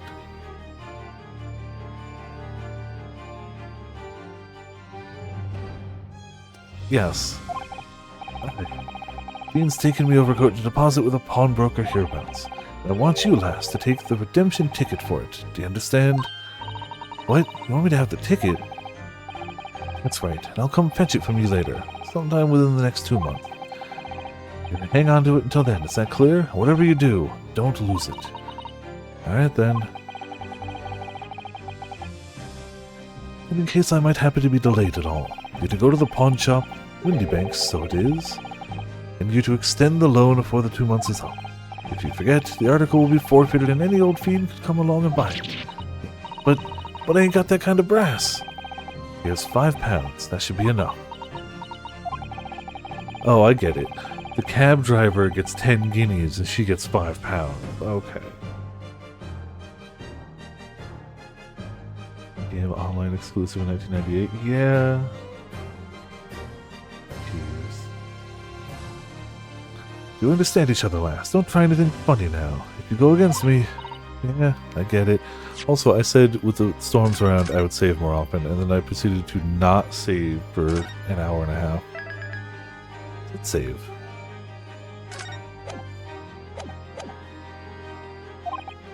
Good. And one more thing. A few days from now, you'll be visited by the police, I've no doubt. The coppers? Aye, they'll come asking you to take the stand in court, to testify as a witness. So let's just have a wee chat about that, shall we? What it is that you might say, and what it is that you won't.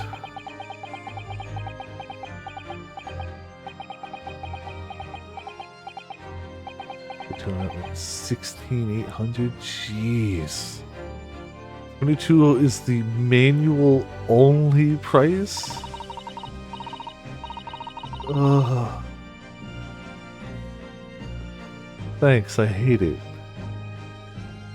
Good to know that the manual of that video game was worth more than double the price of the most expensive card I've ever held in my hand. Oh. After I'd gone over it all, I piked it, got as far away from there as I could, gave him the pawnbroker's ticket in some bushes near the scene. Went to fetch it the next day once it got dark. And Gilded planned it. Coerced Gina into giving false testimony. Yeah, that's fair. A really weird way to do things then.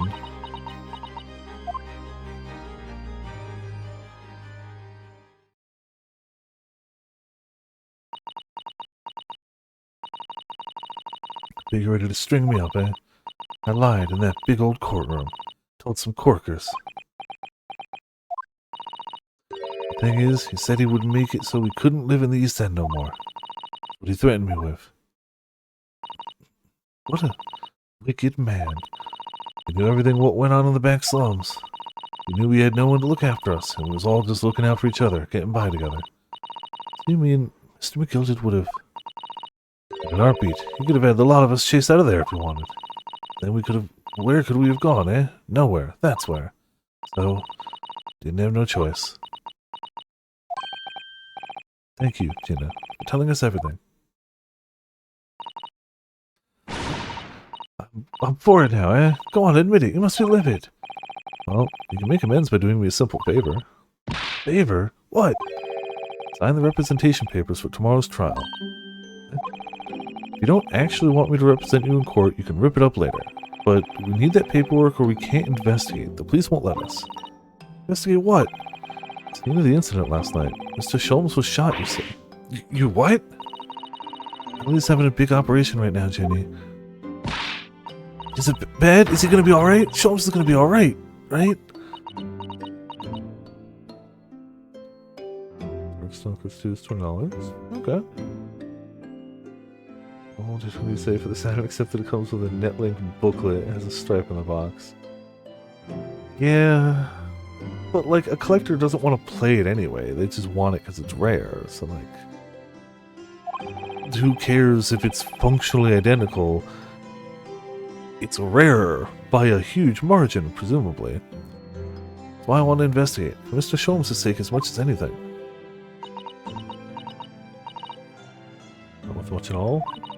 Unexpected. So what you're saying is, if I sign that bit of paper, everyone's happy, is that it? Something like that. Mr. Sato?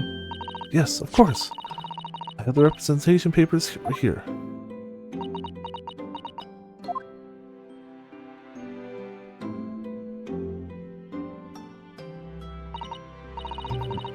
I don't need no one to stick up for me, though. No lawyer or nothing. Then you're going to jail tomorrow, so maybe rethink that stance. Or Ginny, she seems so lonely. Gina's representation papers have been entered into the court record. Well, at least this should mean we can investigate the scene at Windybanks now. Yes, and perhaps we can come back to visit Ginny when we're done there. I feel like we finally cracked Gina. She's opened up to us at last. And now I have her representation papers. No one else knows just what a responsibility that is. Anyway, for now it means Inspector Gregson can't stop us investigating at Windybanks. Yeah, sure. I'm sure she'd believe an adult when they came up to her and went, "Moi, moi, Kyun." No. Though something tells me he's not going to be happy about it. Unless we got to wow, I guess we still have a lot of detective work to do.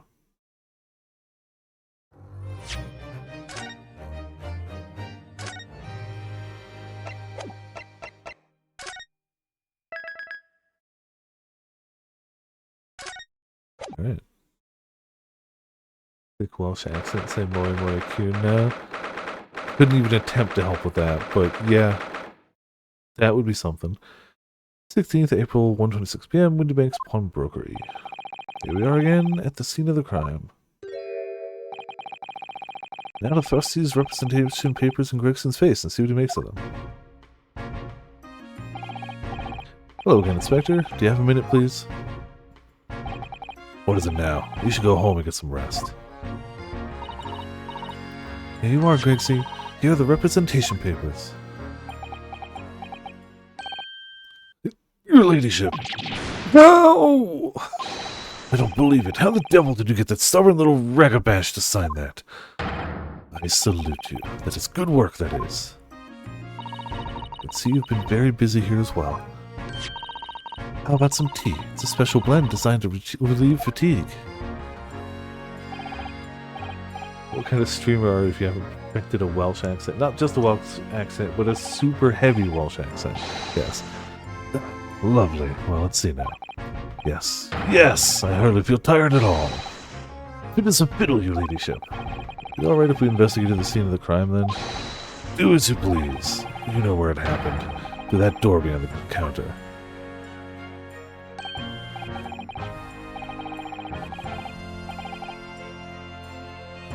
Yes, the storeroom. That's where I discovered Mr. Windybank and Gina. Right, well, I'll be getting back to business then. We'll be investigating in the storeroom as well, Inspector. If I'm perfectly honest, we need to wrap this up before long. Can't afford to spend too much time on it. There's so many articles to go through, it's taken forever, even with the lads working around the clock.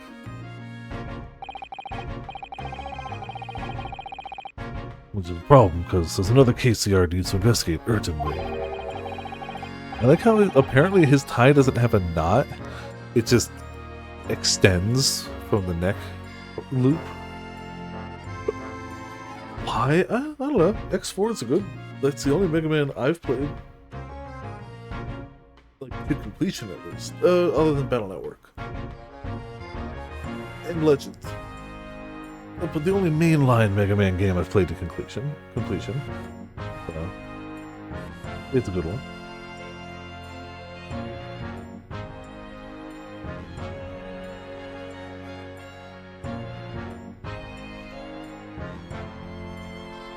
That must be what Lord Strongerheart meant by far more serious matters before. Also, I don't know if I showed this, but when I was at the con, my friends and I went as Team Rocket on Sunday. Oh, cool. Oh, you used a different E, you dirtbag. Alright. Different E. Cool.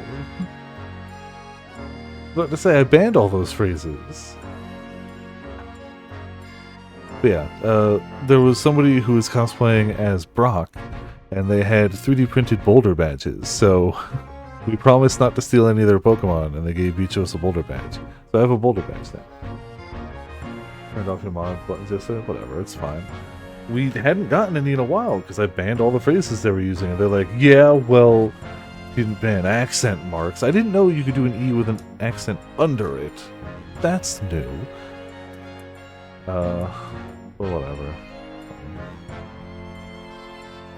I mean, even if we just slow them down to like once a week, oh no, it's easy to ban. So they must have realized everyone just banned the phrases, because of course they would. So what I'm saying is, don't get under my feet, sunshine. If I got under your feet, I wouldn't be sunshine, I'd be a shadow. Come then, let's not waste any time. Man, imagine how different this game would be if instead of playing as, you know, Naruhodo or Phoenix Wright, you play as Shadow the Hedgehog. Definitely a more distinct and immersive game experience. There's the article that you hear. Mr. Windybank's notes and... What's this? Looks as though someone has left a little photographic print behind. Oh, look on the back. There's some writing. Is there? Oh, show us, Susie. Show us. 15th February, 10:30 p.m. Article deposited, 1 gentleman's overcoat. Loan amount paid, £1. Redemption deadline, 15th April, 10:30 p.m. Gentleman's overcoat pawned for £1. Clearly it was a very fine coat. In fact, I think... Yes, this must be the ticket for the overcoat that Ginny redeemed yesterday. And is still wearing, which belonged to McGilded. Never have expected the redemption ticket to be handwritten on the back of a photograph, though. Seems Mr. Windybank just used whatever piece of paper he happened to have on hand. But this photograph of a cat, that also... Does that mean there's something on the back of this one? I suppose it does. Look on the back of this print here! There's something written on it! 15th February, 9 p.m. Article deposited, 1 small box. Loan amount paid, 10 shillings. Redemption deadline, 15th April, 9 p.m. This photographic print is a redemption ticket for an article that was deposited 2 days prior to the incident on the omnibus it was in. Yes, the small box. That doesn't tell us much about it, does it? Perhaps it contains some valuable mementos. Can't help wondering. Presumably, Mr. McGilded never redeemed the article in question, since he still had the ticket. So isn't it possible that the box is still present somewhere in the shop? Yes. It's something Mr. McGilded deposited. We need to investigate. The cat photograph's information has been updated in court record. Representation writ. I, the undersigned, agree to legal representation by the lawyer named hereunder in regard to the following incident. Defendant, Gino Lestrade. Alleged offense, murder of Baker Street pawnbroker. Date of trial, 17th April, 10 a.m. Attorney-at-law, Ryunosuke Naruhodo. What we got? Looks very familiar, doesn't it? I'm sure I've seen this exact same picture somewhere else recently. Oh, yes, you're right. Very recently. Yeah? It's the same as the one Ginny gave us earlier. Very new. Of course, I was forgetting that she gave us that print. What was you waiting for then, Mr. Naruhodo? Get it out! Alright. Let the cogs turn. Yes, they're exactly the same.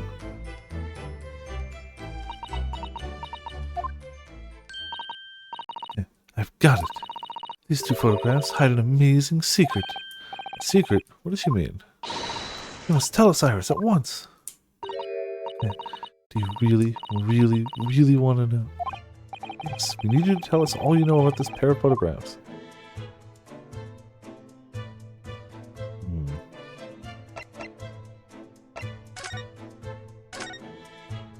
So what do you got? So Iris, I got these 2 photographic prints. The one we found here in Mr. Windybank's counter, and the one Gina gave us before. So, can you magic eye them? Yeah. Think there's anything hidden in it? At least it's smaller there, but...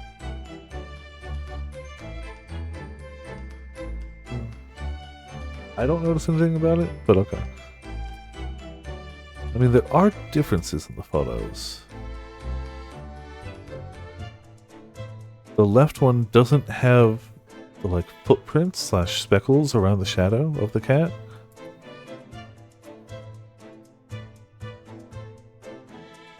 It's really the main one I'm seeing.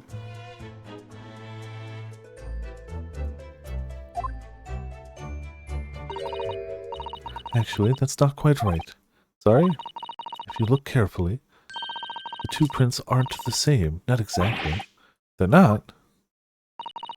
Have another look at them now. Also, more space between the cat's tail and the snowman in the left picture than the right. Recognize the short thing instantly. Ah, okay. The power protagonist and cat pictures show us documents. Yeah. Can you see that they're just slightly different from each other? I think so. Very subtle though.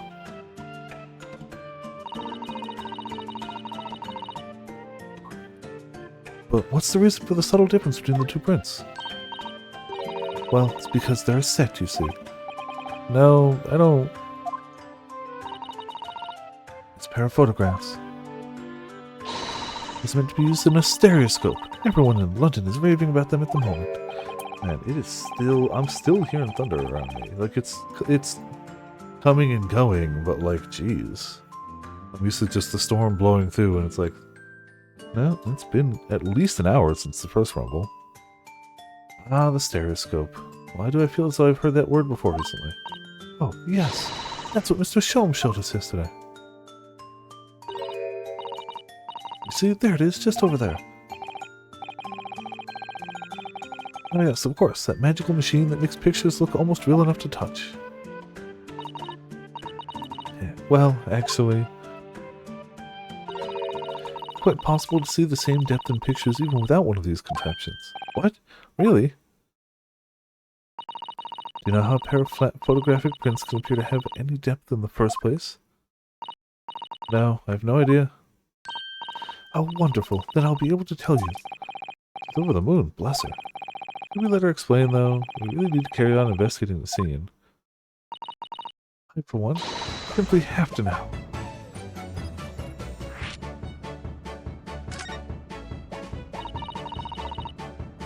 Have you ever considered, Bruno? Our eyes see depth in the world around us. Well, I just open them, and it works. The reason it works is because we have two eyes. Two eyes? Shocking. If you try closing just one eye at a time, I think you'll see straight away. What you see with your left eye, what you see with your right eye, are ever so slightly different. You get a different view with each eye. Ah, clearly, yes. It's definitely her theme that has the beeps in it. I definitely don't hear them until she's got her music playing. Yes, the positions of objects seem to shift slightly. Exactly, and in your head, your brain uses that shift to examine estimate depth as it merges the two views into one. That's how we can sense depth in everything we see. Huh. My brain is really amazing, isn't it? You do so much without telling me.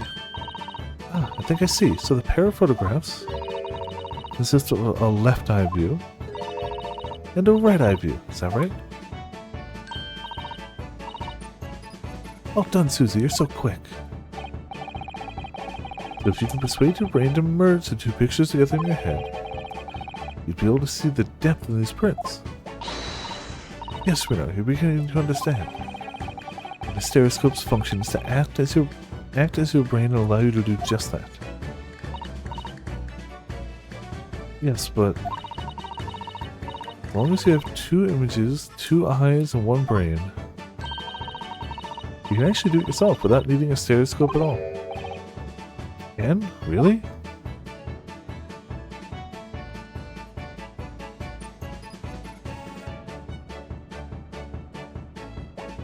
How to do stereoscopic prints?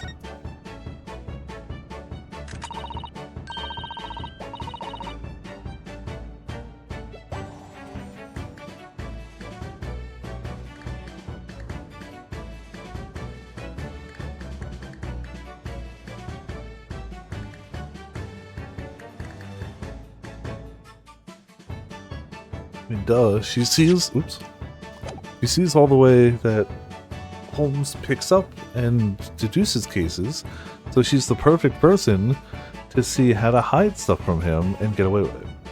Obviously. Let's try it. Let's see if you can view this pair of prints without the help of a stereoscope. Oh yes, I'm dying to have a go. Susanoo-san really loves this kind of thing. You need to be able to cross your eyes. That's the main thing. Can you both do that? Cross my eyes? I think I can. Watch me.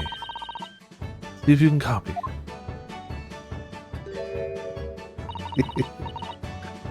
Make your eyes do this. This is usually a 3DS game. Oh, true. Yeah.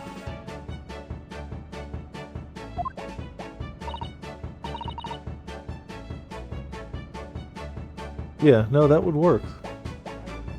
Alright, let me try. Are you ready, Mr. Naruhodo? There, how's that? Wonderful, now it's your turn, Runa. I'm just gonna leave them there for a bit. This definitely doesn't look out of place and normal.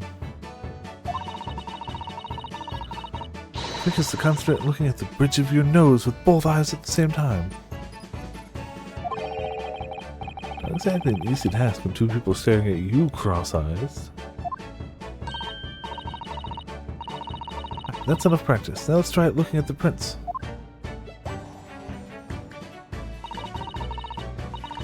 Start by staring at one print and slowly crossing your eyes.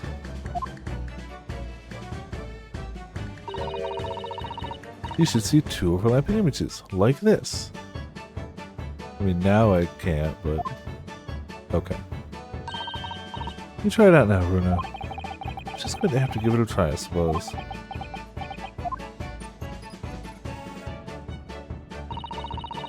The print split into two images for you. Now the next step. Put the pair of prints side by side like this, and then to try crossing your eyes again. I don't know if I can. Yeah, I definitely can't cross them enough for like the big screen. I can do the small one.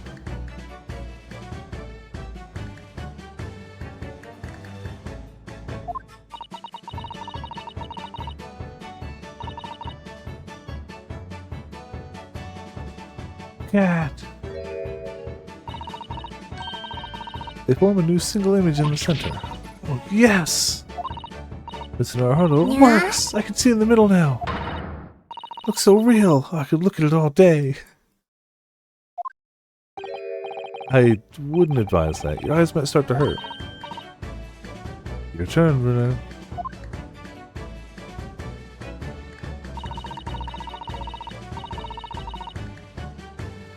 Pretend you're looking through the two pictures and slowly cross your eyes. Keep adjusting the position of your eyes until the two images overlap exactly in the middle. Like this, is it?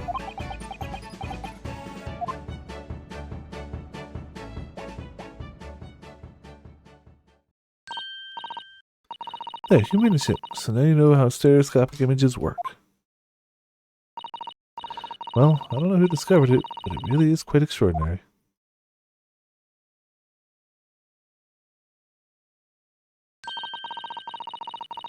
What do you think of these stereoscopic prints then, Runa?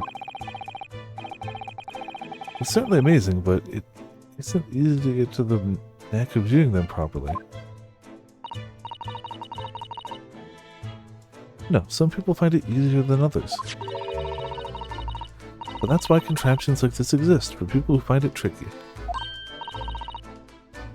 I recognize that. We saw one over there yesterday, didn't we?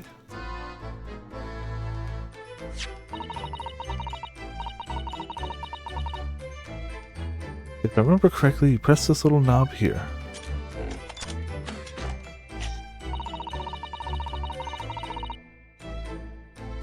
And set the pair of photographs in the stand at the back end.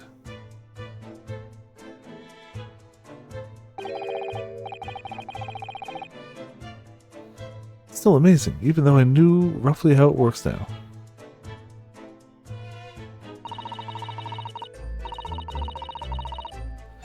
Well, London seems to agree with you. Stereoscopes are very popular at the moment.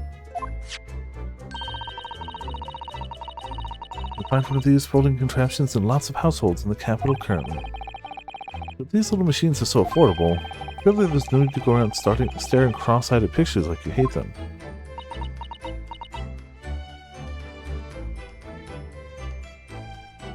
Is that a thing? If you walk up to somebody in the street with your eyes crossed and stare at them, it's rude?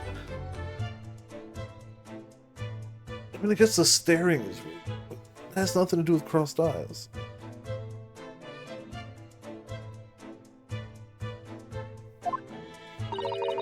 It's so much more satisfying to be able to see the effect with your own eyes. Well, I think so in any case.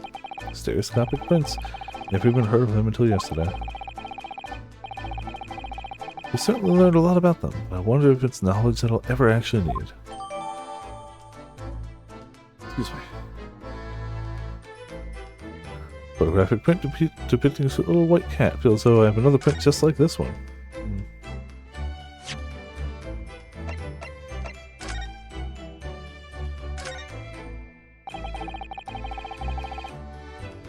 This is the ticket that Gina brought in here yesterday.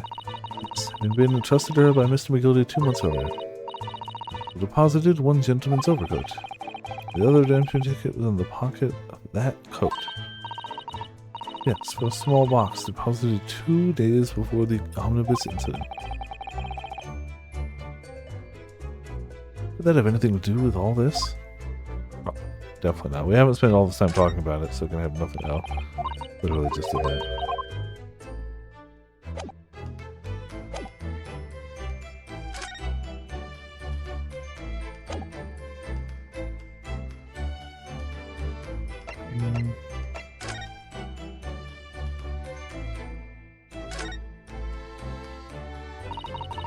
Down that door.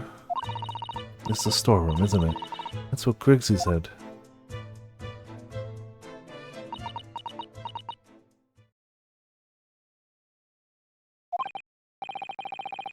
Yes, and that's where I saw that dreadful scene last night. Through the little window on the door.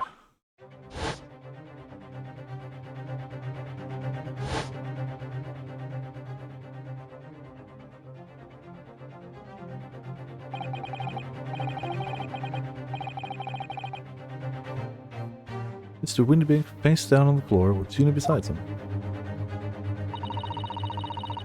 As the accused legal representative, whoops, you have the right to examine the scene, Mr. Naruhodo. You must make a thorough investigation. Yes, of course. And we will.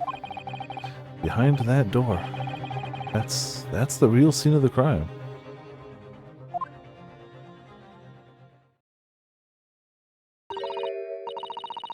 Don't worry. If there are any clues in there, I'll find them.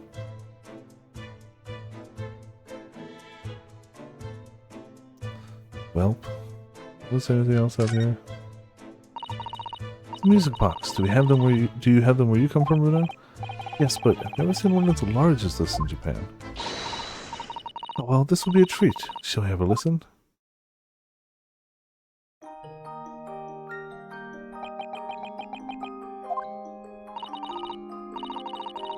What do you think? Isn't it a pretty sound? Beautiful sound, yes, but it's a little hard to enjoy when all the policemen in the room are giving you fierce looks. Never mind that. If any of them say anything, I'll tell Griggsy to have a word. Here's Wilson, Superintendent of Scotland Yard.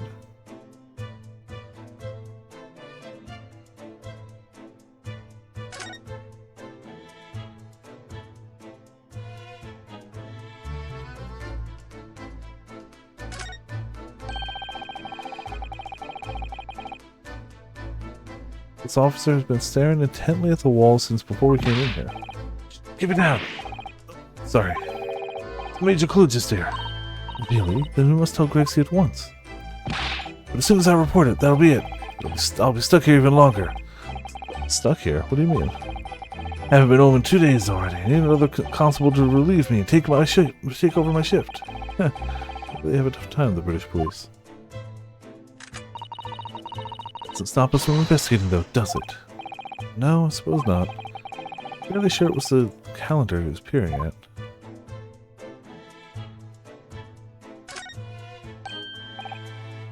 Look here. Oh yes, a bullet hole, and I can see the bullet still lodged on the wall. Presumably, Mr. Windybank wasn't practicing with his revolver in his spare time. Well, Mr. Sholmes likes to practice in his drawing room whenever he can. He's very patriotic like that. I don't know if that word means what you think it means. Sorry? All there in the adventures of Harlock Sholmes, you know. Isn't that right, Iris? Did I write something like that? Partially in jest, perhaps. In jest? I mean, I'd like to, but I have nothing to eat right now. Well, he doesn't do it often. It is quite a dangerous pastime. Doesn't do it often. He shouldn't even do it once. Forget that for now, Bruno. Let's examine this bullet. What's that around the bullet hole? Is it blood? Suspicious red stain on the calendar. Ah, I may well be able to help with that. What? Nothing like the sight of blood to get the blood pumping, is there, Bruno? I have a feeling I'm not as bloody-minded as you, Iris. I'm afraid the sight of blood makes my blood run cold. There you have it, you see? When it comes to blood, we're all different types. The types in this setting could mean the type of blood reaction, and also A, B, B. Yes, what a scientific observation. So you need this. Oh, no. What is that scary looking thing? Hurley and I haven't actually come up with a name for it yet. As soon as you see it in action, you'll understand what it does. Watch.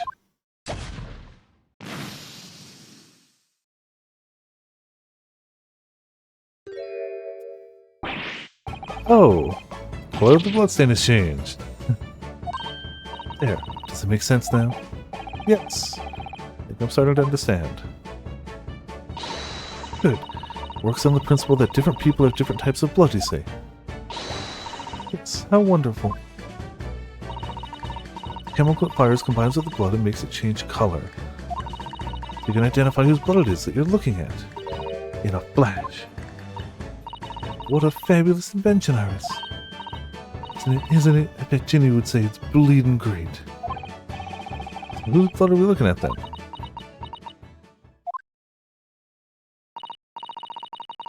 Well, all the chemical does is turn the blood a different color, so... Just find someone whose blood turns the same color and you'll know who it belongs to in a flash.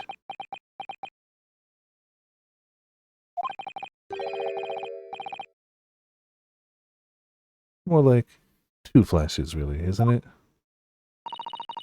1 flash or 2, this could well turn out to be a very valuable clue. We must make a note of it in the court record! Blood sample has been entered. Sample of blood analyzed with a special chemical indicator developed by Mr. Sholmes. Different people's blood turns different color. Let's keep testing and adding the results of any other blood analysis to the portfolio. As long as I have reagent left, sure. Actually, stain on the back of that one photograph. Man, I have thousands of wallpapers on my computer, and it is shocking how often this happens. Truly shocking how often.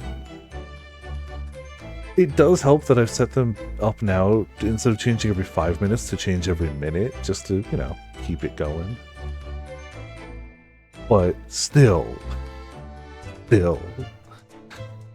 Actually, there's a stain on the back of that one photograph, isn't there? I think perhaps we should see if that can tell us anything.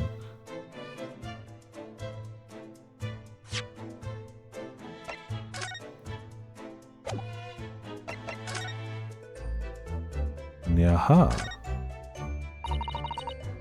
I mean, I didn't until Final Fantasy VII Rebirth, or then I did, yes. Mr. Naruhodo, I don't know if you've noticed, there's something rather troubling here. I have noticed. The red smear, you mean? Yes. Looks like blood, doesn't it? Wondered if Susato-san had picked up on that. Well, in that case, we need Iris. We should show this to her before we forget. White cat photograph number 2's information has been updated in the court record. I don't think anything else has blood on it that we have.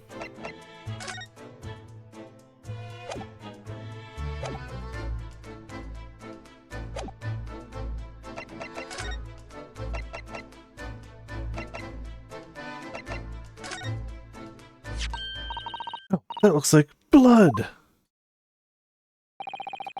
I would say it's from a gloved finger, almost certainly a glove made of leather. Don't worry, Runo. You can leave the rest to me.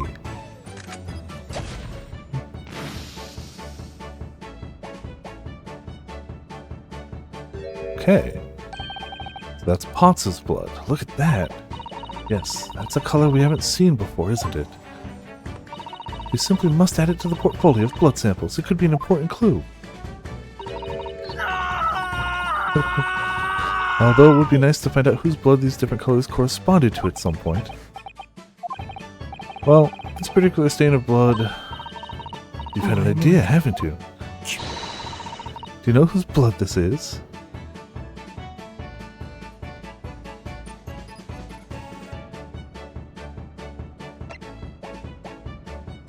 Yes. Yes, and I have an idea whose blood it is. Here's my boomstick! Yeah, it's a boomstick that shoots, you know, catalyzing reagents. It's an alchemy boomstick. Let's be honest. If an Atelier alchemist made a boomstick, because of the words boom and stick, it wouldn't be a shotgun. It would expel different chemical reagents that could react with things and also be a broomstick so that you could stir the pot, the cauldron. Yes, I have an idea whose blood it is. Not from the color it turned, but with a little deduction. That's right, I think it's clear. Iris, you know as well. You first, Runo. Who do you think it belongs to? That's true, and you could just stir it with it. Alright, I believe this is the blood of Thrice-Fired Mason. Thrice-Fired Mason. You sound very sure of yourself the way you trailed off there. Well, it was 2 months ago now, that case. Am I wrong? Is that not it?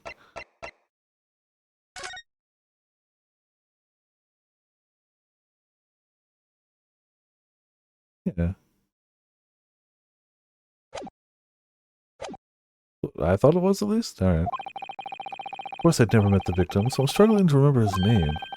Definitely thrice fired, though. Victim. The omnibus case? Yes, his name was indeed Mr. Thrice-Fired Mason. That would mean that this bloodstain was left on the ticket 2 months ago! Yeah, I think it was. Kina brought this ticket here to Windy Banks yesterday. I'm suggesting that the bloodstain was already on it at that time. So it's a smear of blood from the time that Mr. Mason was killed 2 months ago.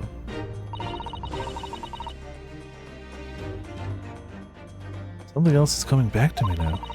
Mr. McGilded was also wearing leather gloves that night.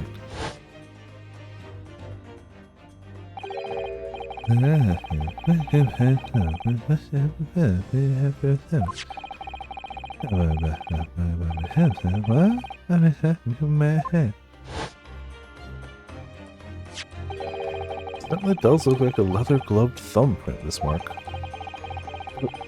But we know that Mr. McGilded had no injuries at the time anywhere on his body, from which we can conclude that any blood on the glove belonged to the victim, Mr. Mason. Mr. Naruhodo, you sound just like Mr. Sholmes. Minus the quirky slip-ups, I hope. Yes, I think you're right, Runo. Whoop, did not. Very well, let's make a note of this. Details of the pawnbroker's ticket for the coat have been updated in the court record. Blood sample portfolio has been updated too. I don't think we have anything else. Nope.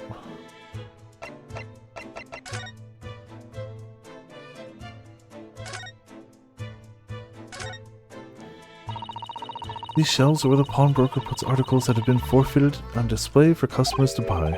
Yes, really strange miscellany, isn't it? I mean, who would buy this horse statue, for example? Well, sometimes you can find some real treasures among all the junk, you know. Are you alright, Bruno? Oh, it's just, well, it's like a collection of useless junk as a whole, but when you pick out individual things, you can't help wishing you owned them, even that horse statue. It's exactly how the pawnbroker works. They're very clever. I need that horse. I must have it. This is that strange contraption that lets us see pictures of things if they're right in front of your, as if they're right in front of your eyes. Makes you think. When Mr. Sholmes gleefully showed it to us yesterday.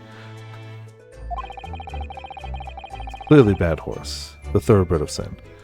We were blissfully unaware that any of this was about to happen.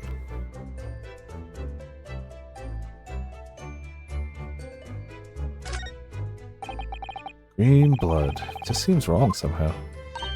Oh, there are all sorts of different colors. There are pretty pinks and purples too, you know. Like I said, everybody's blood is different. I wonder what color my blood would turn out. Actually, I don't want to know. Yeah, no. Let the blood stay inside. Fairly sure this contraption was here yesterday as well. Here we are, though I'm not confident I can get it closed again. Oh, yes, that's a folding stereoscope. Really? This is a stereoscope? Mr. Sholmes showed us a picture yesterday that you were supposed to be able to see in 3 dimensions. But for that, he used the great big contraption over there. Ah, well, that's for use in public houses and places like that. It contains a carousel with all sorts of pictures inside. This little thing is a much simpler design for use at home. Special shops selling prints you can use in them. I have a little collection myself. I wonder if I could make money out of these in Japan. It would beat keeping my toilet sparkling clean anyway. What? Maybe I could make money off of these. It would beat cleaning toilets? But your own toilet, not...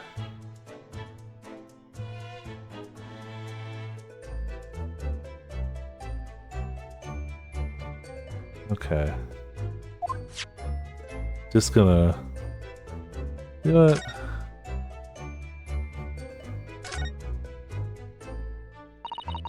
And the door...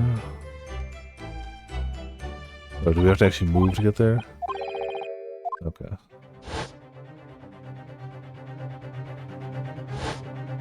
Yep, saw this. Alright. Mr. Winterpink, face down on the floor with Gina beside him. As the accused legal representative, you have the right to examine the scene, Mr. Naruto. We must make a thorough investigation. Yes, of course. And we will. Behind that door, that's the real scene of the... Yeah, no, we did this. Yep. I think we just have to... Okay, so we just have to move. Fine. We'll do it.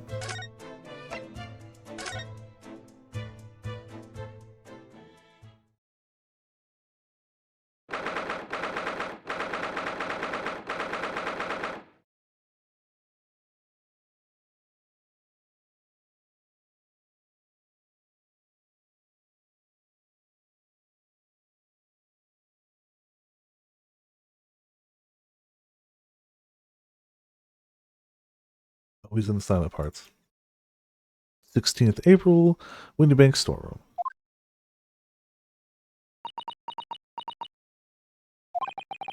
Poor Iris. She's clammed up completely. Iris is bound to find this difficult. After all, Mr. Windybank's life was taken in this very room only last night.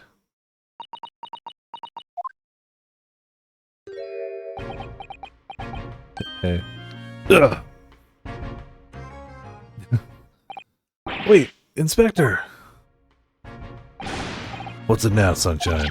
You took one look at me and tried to run away. You think a Scotland Yard inspector would run away from some jumped-up little defense lawyer, do you?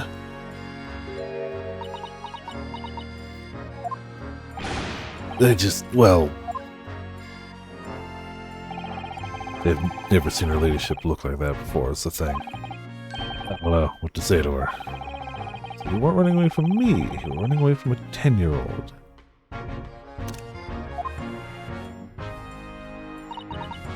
Afraid this is all a little much for young Iris. Some gentle reassurances might go a long way, perhaps, Inspector. Or you could offer her unlimited fish and chips. The stomach doth sootheth the heart.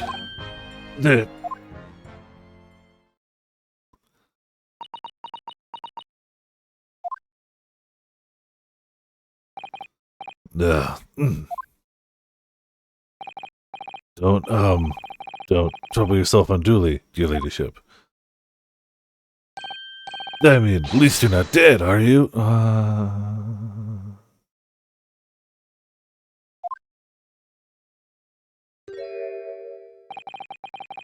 I don't think that... I also don't think he's a pervert, but I don't think that went very well.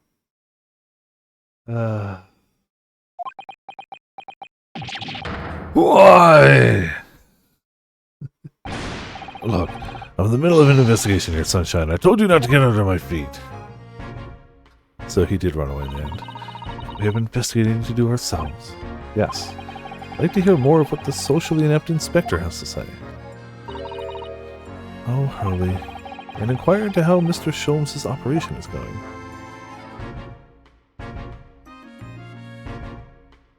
£50? Fish and chips? A lot. Especially if they're going to wrap it in a newspaper.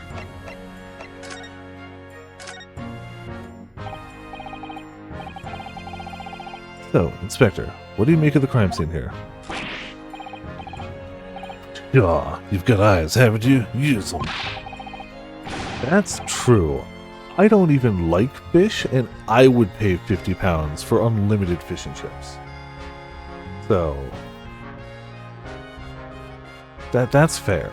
Even if I just ate the fries, I could eat fries unlimitedly forever. So... it is what it looks like. Nothing more, nothing less. Thanks for your help, dude. Iris, could you lend me a hand? So, Grexy, what did you make of the crime scene here? Oh, yes, your ladyship. Do allow me to humbly explain. Last night, shortly after the hour of 1 o'clock in the morning, Scotland Yard police attended the scene.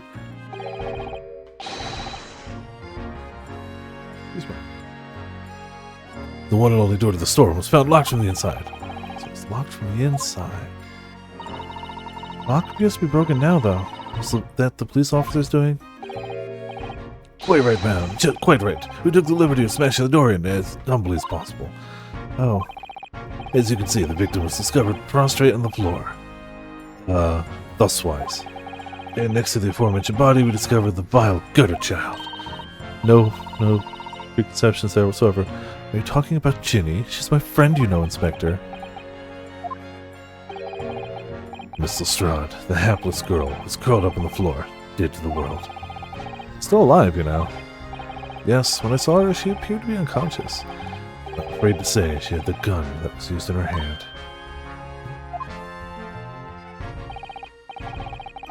I mean, yeah, I agree, Ark. But if I could pay $50 and have unlimited, even mediocre fries forever, if I could just shake my hand and respawn mediocre fries, you could solve world hunger, is all I'm saying. Like, infinite is still infinite. And hey, buy an air fryer.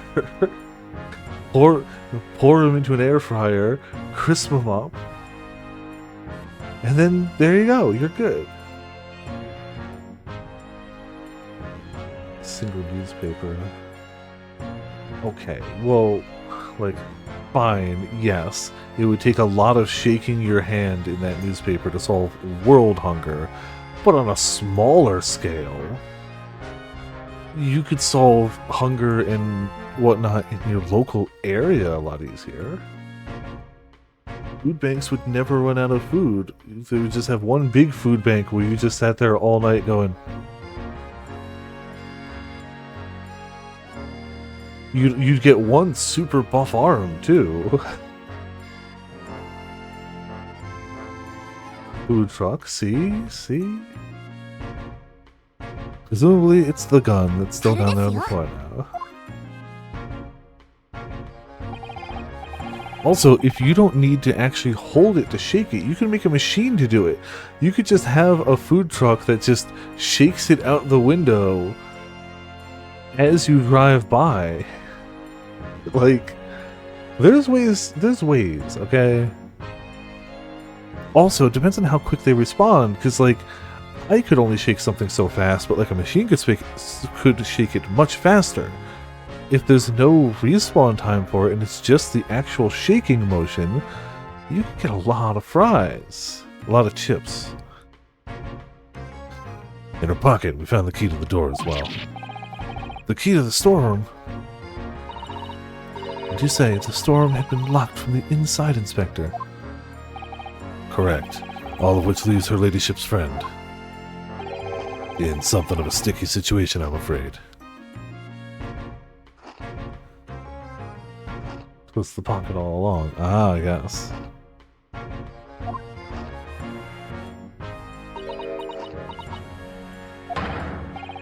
Obviously, my personal opinion is that it's all some sort of misunderstanding. Of course it is, Inspector. Of course it is.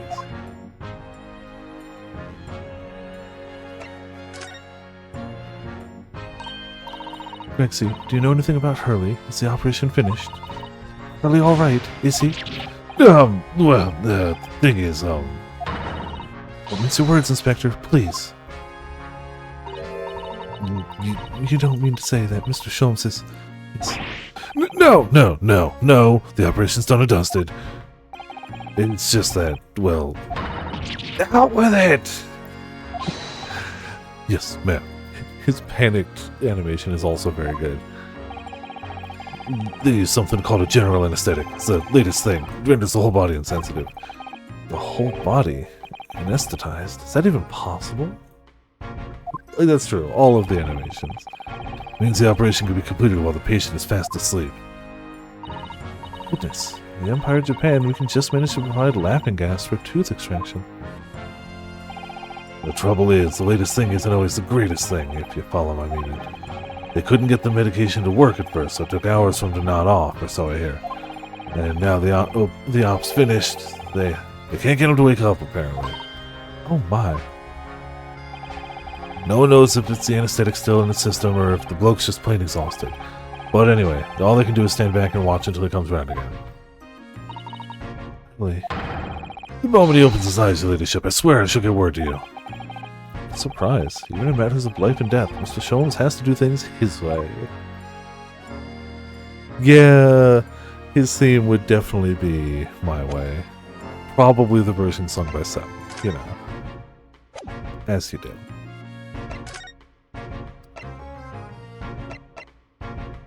Inspector, look at this photograph. Every time I do, it makes me laugh. Inspector Gregson, could you give me your opinion about this, do you think? I don't tend to share Sunshine, not with the general public. In that case, Greggy, how about some herbal tea?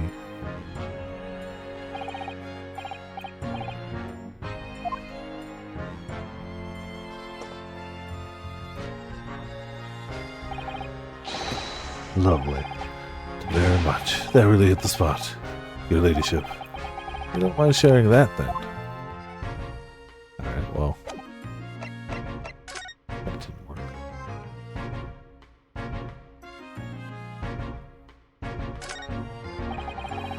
All these articles have been deposited. The room is stuffed full of them. I can't believe how many there are. High school, a gramophone, musical instruments, even some enormous paintings. Look. This is the different people's lives, quietly gathering dust in here together. Something very peaceful about the atmosphere in here. Or at least it would be, if not for the chalk outline on the floor and the policeman shuffling about. Not much I can do about that, Sunshine.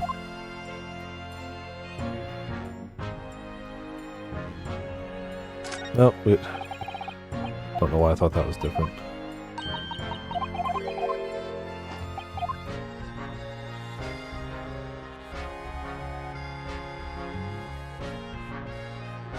It's almost like they really want me to look at the specific things on the ground. Of all the articles in the storeroom, this is the only thing that shows any sign of being ransacked. Ah, what is it, Iris? That's the box file that my manuscript was being kept in. Oh. Iris's unpublished story, The Hound of the Baskervilles. Surely that's not what all this...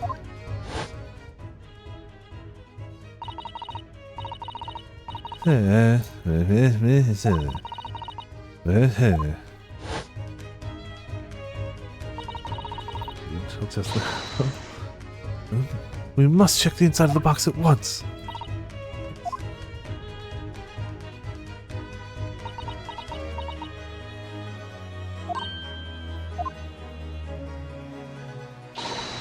It was there. Iris' story was there. Really? It was? Well, that's good news, isn't it, Iris? Yes. I mean, of course I believed Hurley when he said he deposited it here, but still, it's a relief to actually see it. Really? So that's not a very well hidden frown. Iris's manuscript has been entered into the court record. Long, unpublished story that Mr. Sholmes deposited at the pawnbrokery of the victim, Mr. Windybank. It's entitled The Hound of the Baskervilles. Police have marked the position of the body with a chalk line.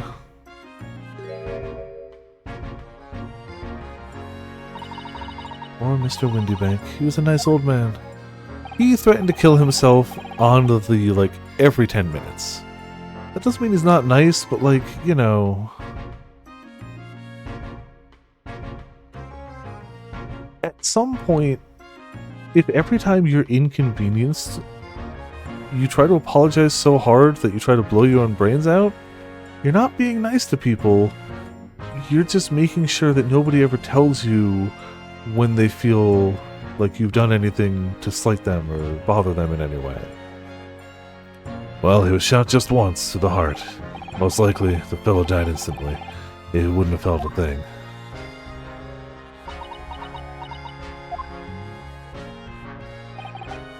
Must be his blood, then. I don't like to ask at such a wretched time, Iris, but I wonder if perhaps... Don't worry, Susie. I'm ready for action!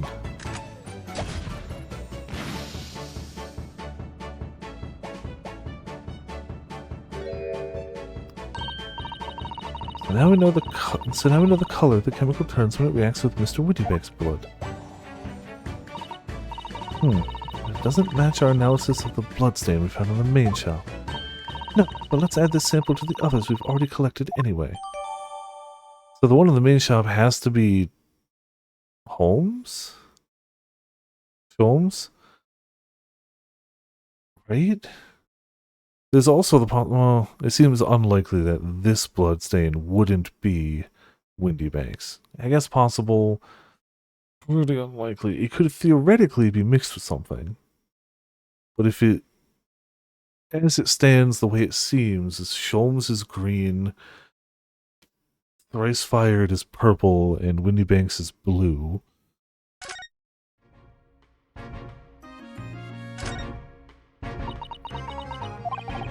Iris? Don't worry, I'm alright. But we must find the true culprit. Yes, absolutely. This is a revolver, a real one. Quite possibly the murder weapon used to take Mr. Windybank's life. What's the matter, Susie? You and Runo look like you're about to faint. Well, it's just that I've rarely seen a gun in the flesh. And I've had issues with guns in the past. But anyway, we saw Mr. Windybank with this yesterday, didn't we?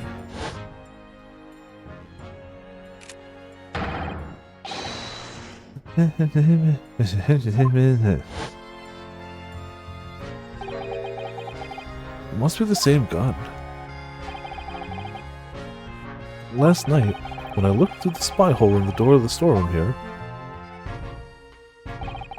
that was the same gun I saw in Gina's hands. Mr. Windybank told us that he only ever had a single bullet loaded in his revolver, didn't he? Well, it's empty now. The one and only bullet he had in his gun has been fired. We're fairly certain that only a single shot was fired from this revolver. Okay.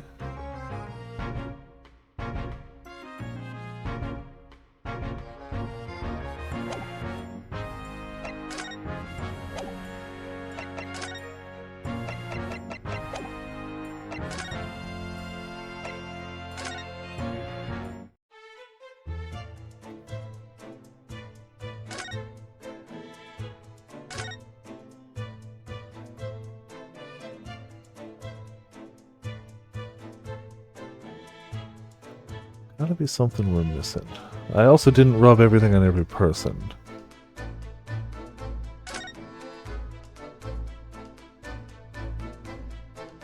Does look like we checked everything though. Oh, that's a lie. I lied.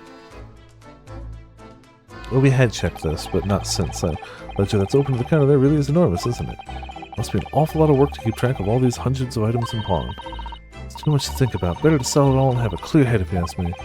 But clearly Mr. Windybank was very careful when it comes to the articles in his care.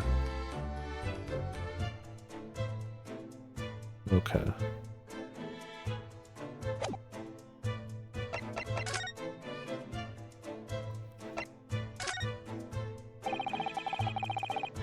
Okay, it's just a boring old thing, really.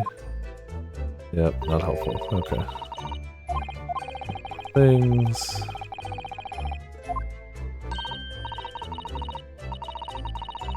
Yeah, gotcha.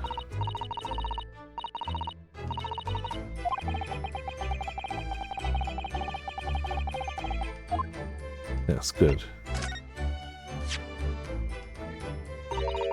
Poor Ginny. This is all my fault, really. She'll be alright, won't she? Court tomorrow, I mean. I'll defend her with everything I've got. So, she'll be alright, won't she?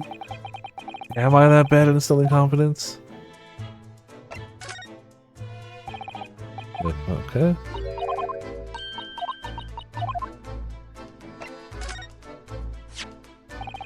The way you can identify differences in people's blood like this is amazing. You really are a genius, Iris. I know. Damn. Hurley and I put our minds to it, we could really shake up Britain's chemists and alchemists. And you could shake up Japan's lawyers and judges, couldn't you, Mr. Naruhodo? Oh, for sure. Even if I didn't intend to. It's alchemy. Oh, my manuscript. Mr. Sholm said you deposited it at Windybank's, and you had. But it's so strange. What is it about this particular story? I worked so hard on it. Why would Hurley say I can't publish it? I'm afraid I have no idea. All you can do is wait until he's ready to tell you, I suppose. Oh, maybe. It's because Hurley isn't in it enough. Maybe I didn't give him enough good lines. Yes, maybe. I wish I could say that definitely isn't the reason, but I can't.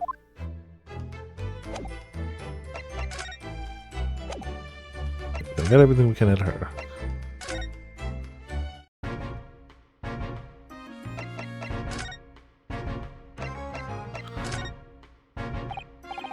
Inspector, what do you make of this? What have we here then? A redemption ticket for an article deposited here, is it? Like someone ran out of office stationery and wrote a ticket on whatever paper was to be had.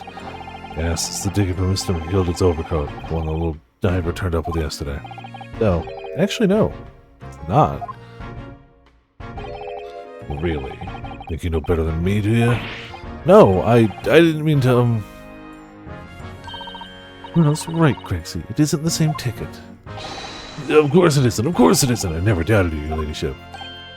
So what's this all about then, if I may be so bold as to ask? This is a second ticket. A second one?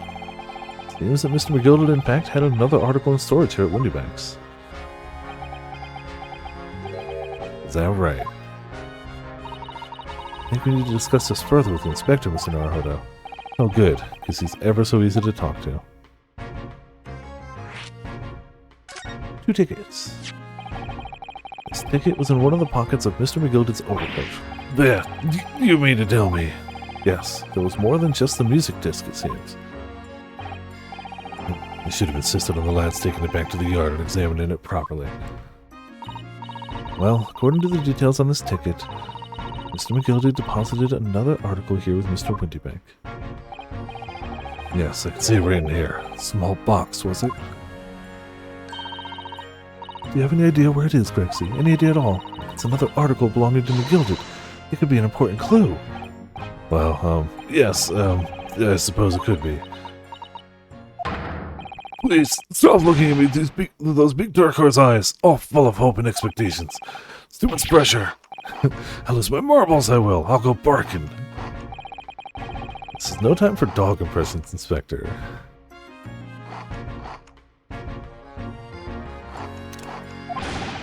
That's enough sauce from you, Sunshine. There's one thing that springs to mind. Let's see if I actually got the pick. Oh. Just do it. Yeah, there you go. Ah. Oh, that's perfect. I was like, even if I just get him with like his face like fully buried in it, it would be good. But that, that's a good one.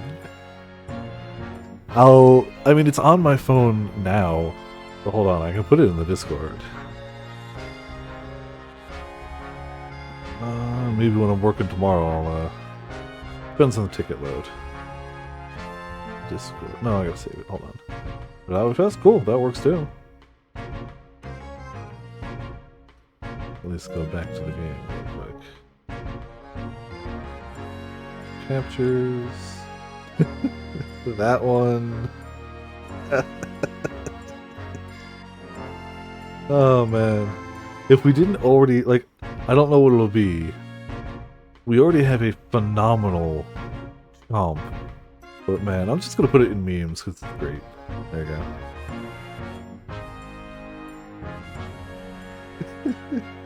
go. According to this ticket, the redemption deadline's already passed, hasn't it? Oh yes, of course. Articles are only held for 2 months. So the small box will no longer be in here then. That's right. It's been forfeited. Which means it could be on the shelves in the front of the shop, where the forfeited items are offered for sale. Yes, the shelves in the front. We must search them at once. You're wasting your time. Oh? There are dozens of little boxes out there. Hundreds even. Little boxes on the hillside. Little boxes made of ticky-tacky. Can't possibly know which ones have been McGilded. That information's not written in the ledger. I think we should at least have a look, just in case. Of course, your ladyship, of course. Very sensible of you, I'm sure. It's getting old.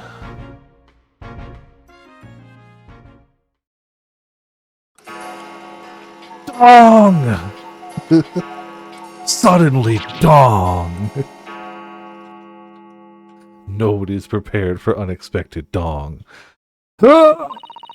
Nearly jumped out of my skin there. How could Mr. Windybank set such a wicked trap? You mean clock? I doubt he set up to scare anyone. Is that really the time? I think perhaps we should pay Gina another visit soon. Oh? The trial is tomorrow. We must establish whether or not you will be defending her. I think we should ask her one more time. She may have changed her mind. Don't you remember, Bruno? You told her she could rip the representation papers if she didn't want you to be her lawyer. Really? Did I say that?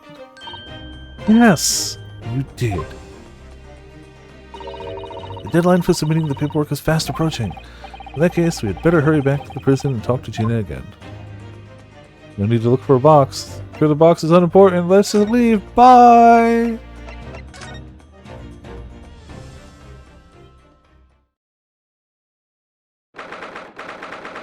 April, 5:41 p.m.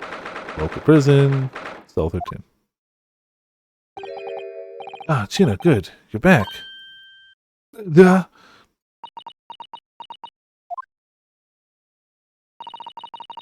police must have finished questioning her then. Oh, how was it, Ginny? Was it awful? Don't bother me. Thank you for the papers you signed before. It meant we were able to investigate at Windybanks. Oh, right.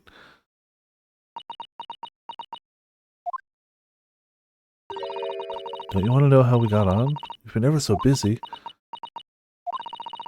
What's the point in asking? Won't change what everyone's saying, that I did it. That's not... Gina, we came to ask you for your final decision. What decision? About tomorrow's trial.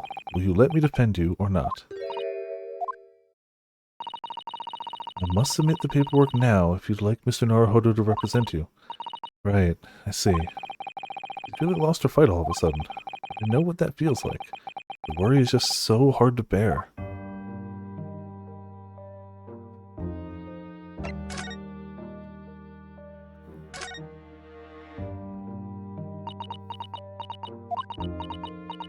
Ah yes, that's everything we've uncovered. Alright then, blimey, give it a rest with them eyes, Iris. So come on then, fill us in. Who done it? Fortunately, we don't know that yet. You don't say. We don't know yet, Gina. But Mr. Naruhodo and all of us know that you are innocent of this crime. While we haven't yet managed to work out who the real culprit is, there are a number of interesting facts that we have managed to establish. Yeah? Like what? Well, for example, the reason for you being there in the first place. I think I know why you broke into Windybanks that night. I think I'm gonna have to take some evidence that clearly reveals the reason, and thrust it in Gina's face like that dong was just thrust into ours. Or I could present it to her calmly, I suppose.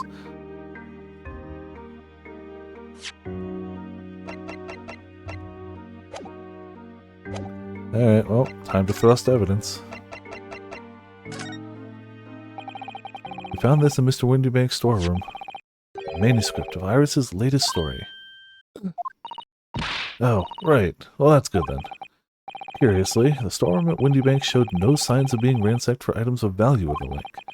With one exception. The box file that housed this manuscript. It was you, wasn't it, Gina, who broke open the box containing this manuscript last night? You were determined to find out whether or not the Hound of the Baskervilles was really in there. It's the real reason you broke into the storeroom last night, isn't it? Yeah. Why don't you tell us what happened, please?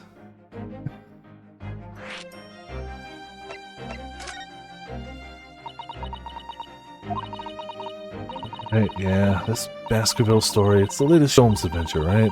But it ain't been printed yet. So I figured, it's gotta be worth a fair few pieces of silver, right? Oh yes, at least 5,000 pounds. What? So you intended to sell Iris's manuscript, did you? No. Kenny, how could you? What? Wait, no! Hang on! Of course I weren't gonna sell it. All I wanted to do was find out if the manuscript, mantle script, or whatever you call it, really was there or not. The only reason I was in the place. For Iris' sake. Isn't that right? We knew why you'd done it from the start, Gina. Of course we did. But... I knew you wouldn't do anything mean like that, Ginny. I just knew it. Well, when I saw the manuscript in the storeroom, it reminded me of what you said the night before.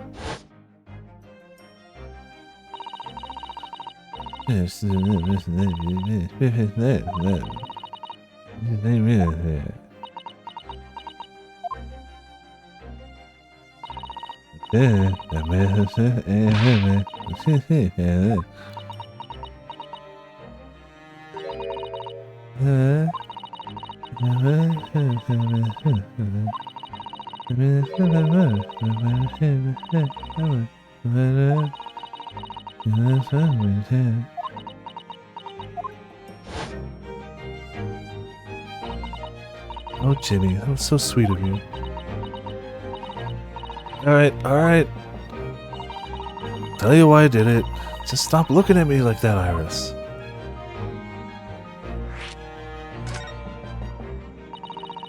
Weren't because of Iris, that's not why I did it. I just wanted to know the truth, that's all.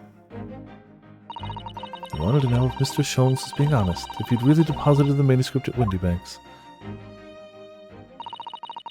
Like I told you the night before, I never had a father. But Iris's lot ain't like mine. She's got her dad, only she can't see.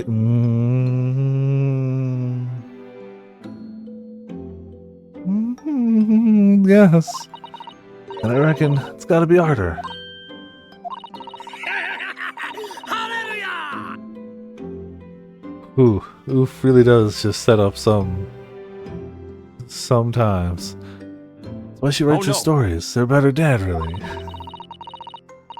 But it sounded like to me anyway, last night when I was listening to what you were saying.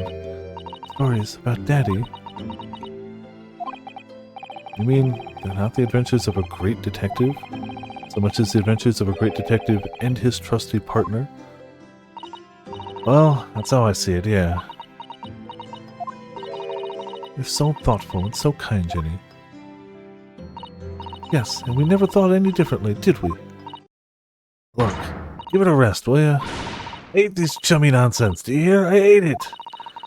I don't trust no one, right? That's how it works, because you don't trust no one. No one can let you down. So leave me alone. Go on, scarp her.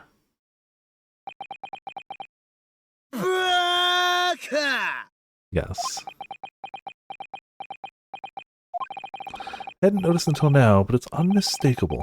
Right there on both sleeves of that overcoat. Some very suspicious red stains. What are you looking at me like that? I think it might be worth presenting some of our other findings in that area to Gina now.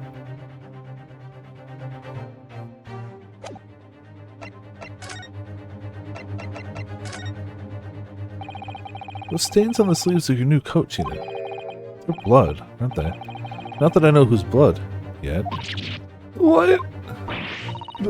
Blood, Mr. Naruhodo. You don't appear to have any obvious wounds yourself, though. So, could it be blood that splattered from Mr. Windybank when he was shot last night? Let's not beat around the bush here. This trusty friend of mine will get results much faster than anything else. Gina, stand there. I'm gonna shoot you. Take it easy, Iris. Don't move, Ginny. I'm going to shoot. No way that could be taken out of context.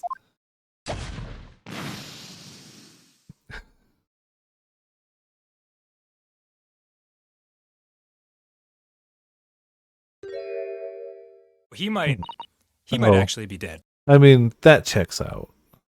Oh. Oh my. What the? Get the sleeves. Oh, coat is covered in blood. I mean, again, it checks out. If purple is thrice fired, and he stabbed thrice fired, yeah, some of that blood's gonna get on his jacket. Of course. The black color of the fabric is masking the stains. That's why we haven't seen them until now. The blood has reacted with the chemical to turn it a purple color. It was you. You stabbed Grimace, wasn't it? Didn't you? Out with it. It matches one of the samples we've already collected perfectly. Yes. Now let's see. You had the purple blood. Aha, yes. It was the brickmaker, Mr. Mason, victim of murder case 2 months ago. Knew it. What? What are you all on about? The victim? What do you mean?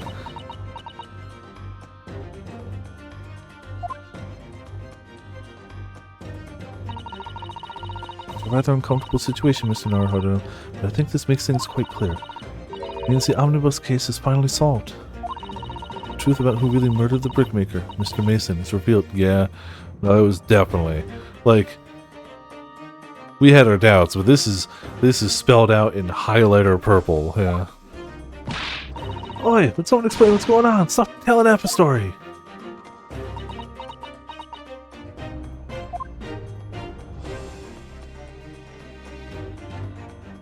Well. Oh, we didn't ask her the other thing. Presumably we can. After this. We can see now that the victim's blood is all over Mr. McGildred's overcoat. And on the trial 2 months ago, the defendant said this in his testimony.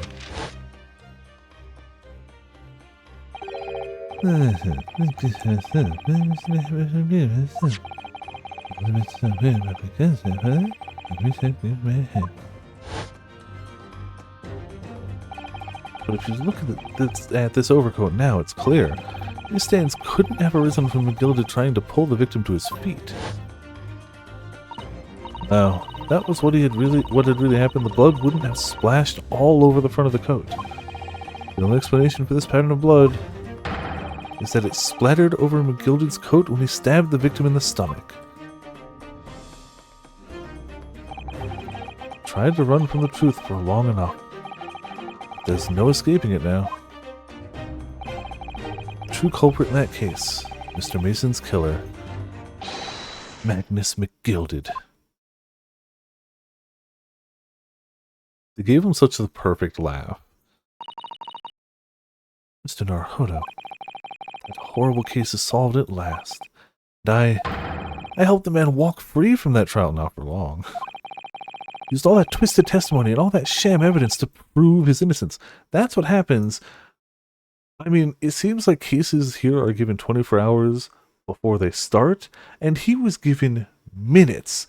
He showed up at the place to be like, hey, you're the guy I'm defending. Let's go inside and defend you. It's not like he had time to look over. He didn't know anything.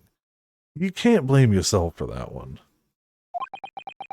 He's gonna, but like, how could I have let that happen?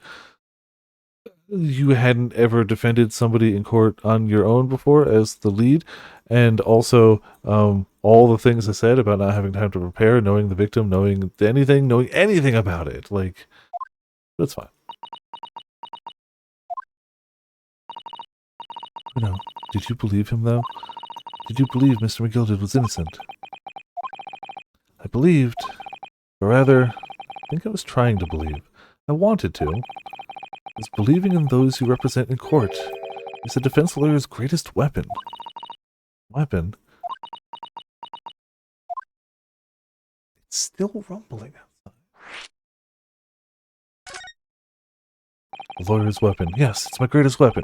That and this katana! Before we came to Great Britain, a great friend of mine taught me a valuable lesson.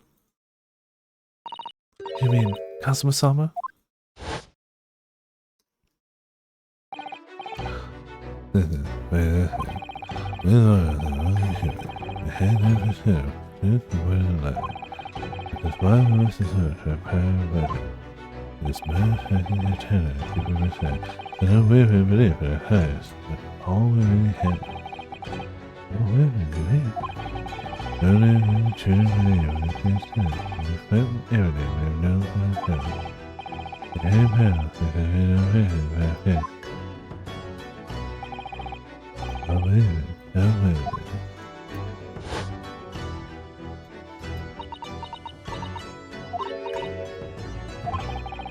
What's funny, Gina?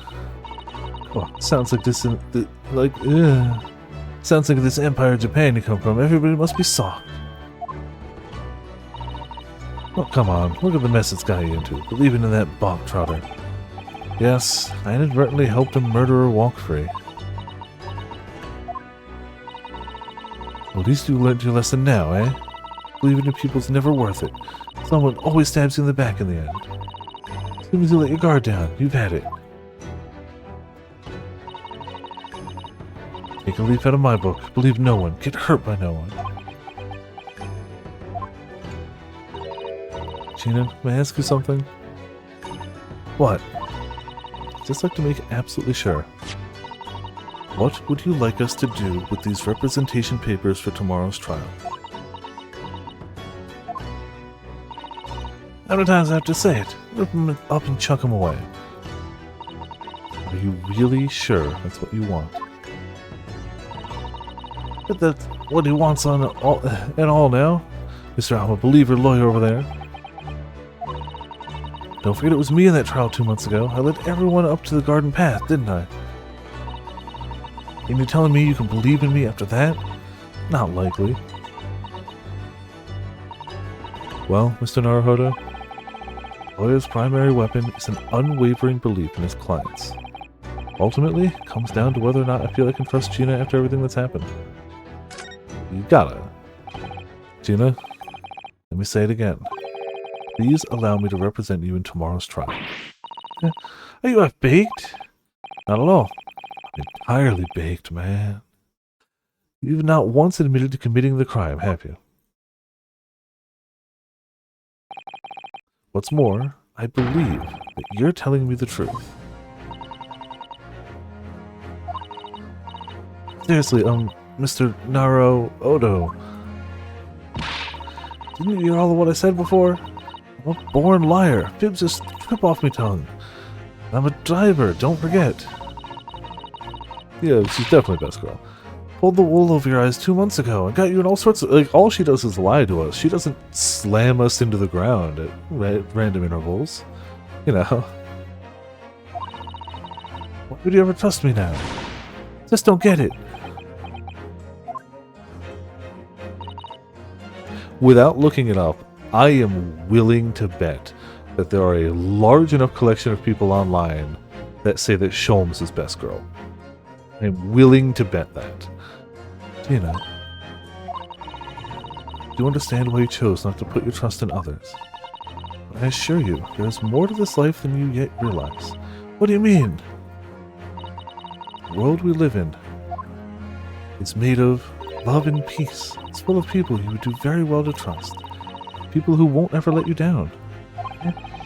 True that I'm just a student of law, and I'm certainly lacking in courtroom experience. But I can promise you this.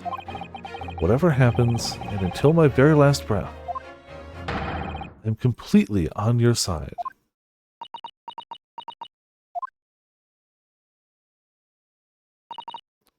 What do you expect me to say to that?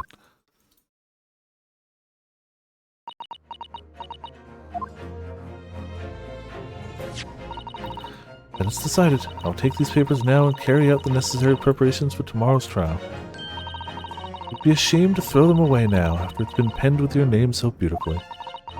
Do what you like. You Eastern Lauder are... I don't know who you are. I don't get you.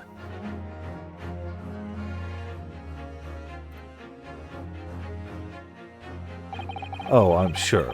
I believe that. Tina's taken herself off to the back of her cell. She'd never admit it, but I hope she's feeling relieved. It turned out alright in the end. I think.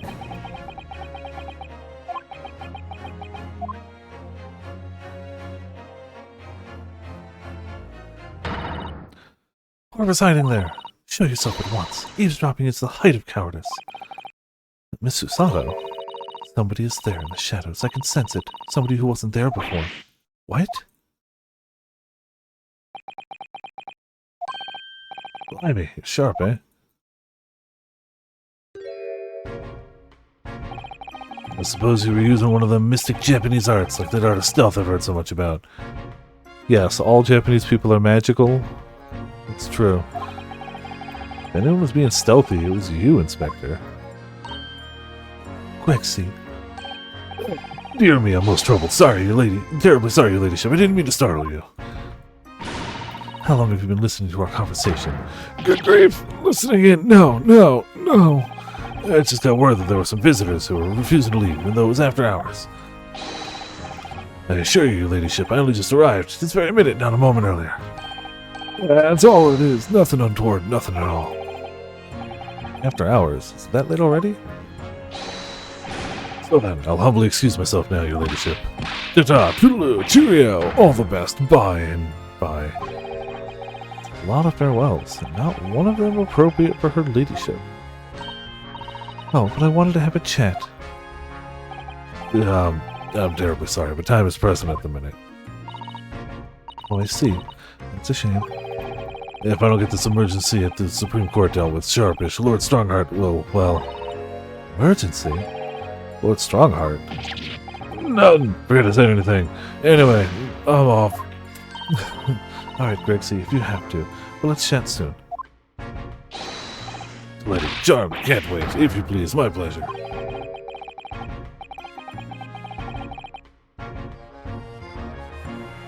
A lot of pleasantries, and not one of them sounded sincere.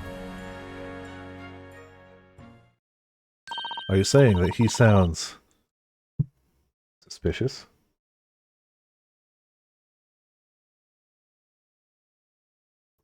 Grexy's so funny. He says such silly things.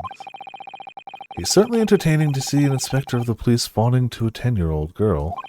But anyway, wonder if this emergency is at the Supreme Court. Must attend the court clerk's office now before it closes. Yes, of course. Thank you, Miss Susato.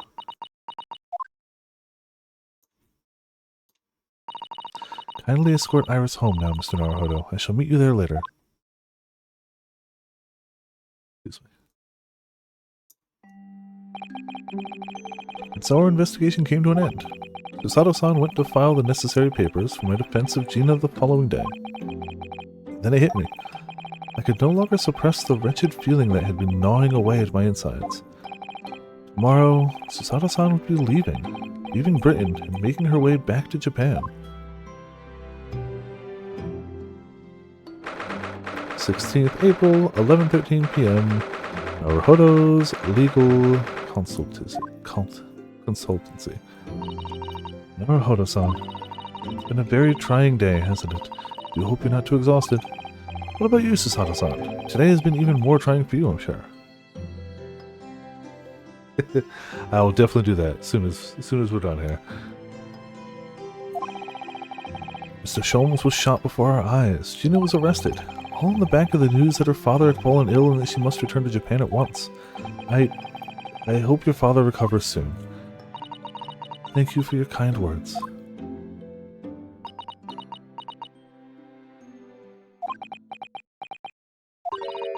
Wonder why it is.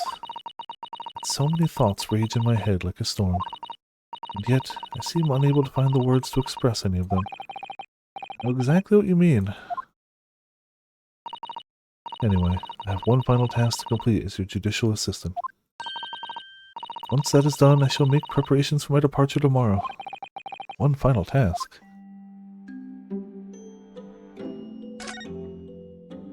No, we never did get to ask Gina that last thing. I guess we got enough info from everything else. Okay. It's just 2 months since we arrived in London. We've managed to establish his office. I was finally feeling as though we were settling in. I'd be lying if I said I felt no regret. So sorry, Susato-san. Just so sudden. I really don't know what to think. I had no time to gather my thoughts.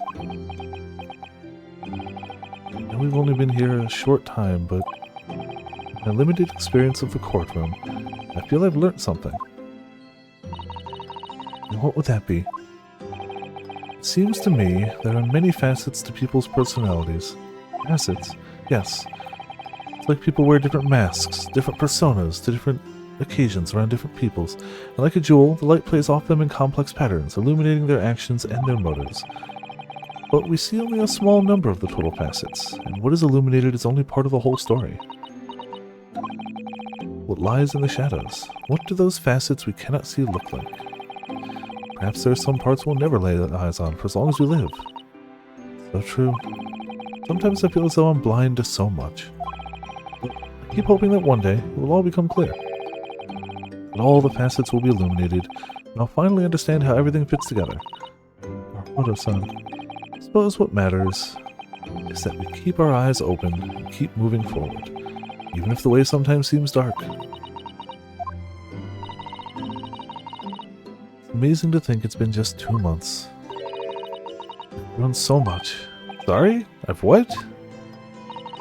Oh no, it was nothing. Unimportant. Of course. Definitely. You know what time you'll leave London in the morning? It's... I picked up my ticket earlier. I shall be leaving here at 4 a.m.? It's 11:15 or whatever now! Holy crap! I see. Well, let's go to the station. Absolutely not. Sorry? I'm sure you realize why I couldn't possibly let you do that. You have a very important day ahead of you tomorrow.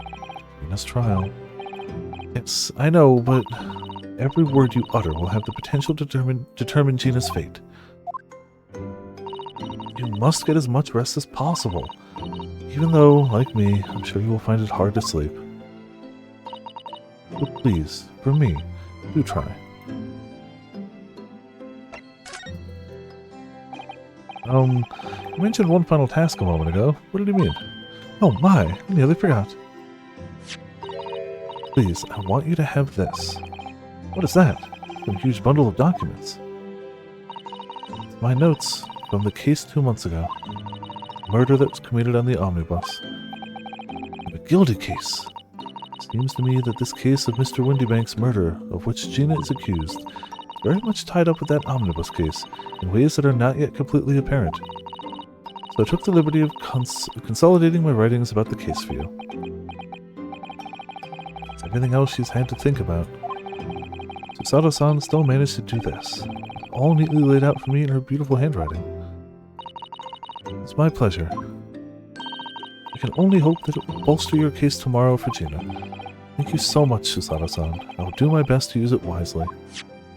You really are the best judicial assistant in the world.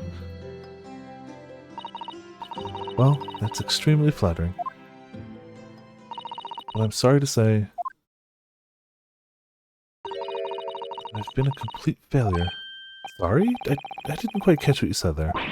Oh, ignore me. I was just mumbling to myself. Gilded case notes have been entered into the court record. Notes collected by Mr. Sato about the gilded case that we worked on 2 months ago. Well, it's getting rather late. I think you should go to bed now, Naruhodo-san. I must finish packing up my things in my room. Sato-san, I wish you the very best of luck tomorrow. Good night. Wait, there's something I need to say. Yeah! Wow, he just... Alright, what? What was that? Secret technique of mine. Susato shutdown. Shutdown? Yeah, I didn't drop anything. Please, I implore you. We have to voice our goodbyes. I won't be able to hold back my tears.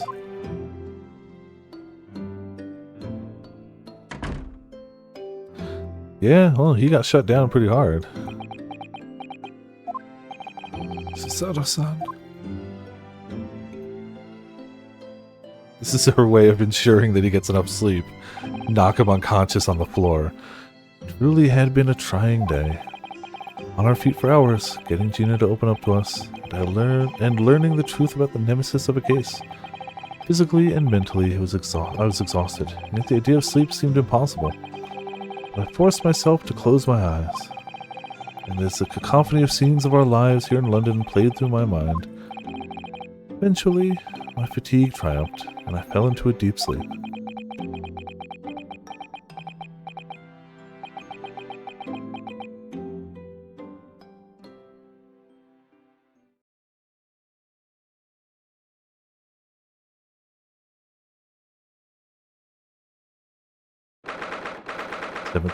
April 17th, the small hours, St. Sinners Hospital, Ward 3.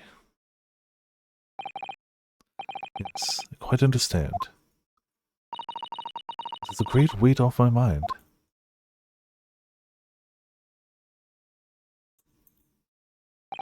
Whenever we don't know who's speaking, I should just use the standard British man voice. The guy who was the amalgamation of every other person. Rest assured, I shall put everything in place exactly as we have discussed. Thank you so much. It has been an honor and a pleasure to be acquainted with you, Mr. Sholmes. On the contrary, the pleasure has been mine. I bid you farewell and Godspeed. My dear madam.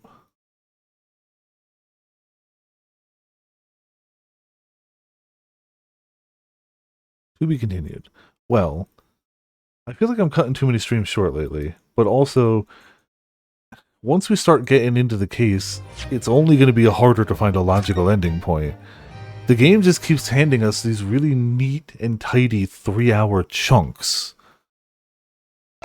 Plus or minus a bit depending on how distracted I get with, definitely not telling any tangents at all.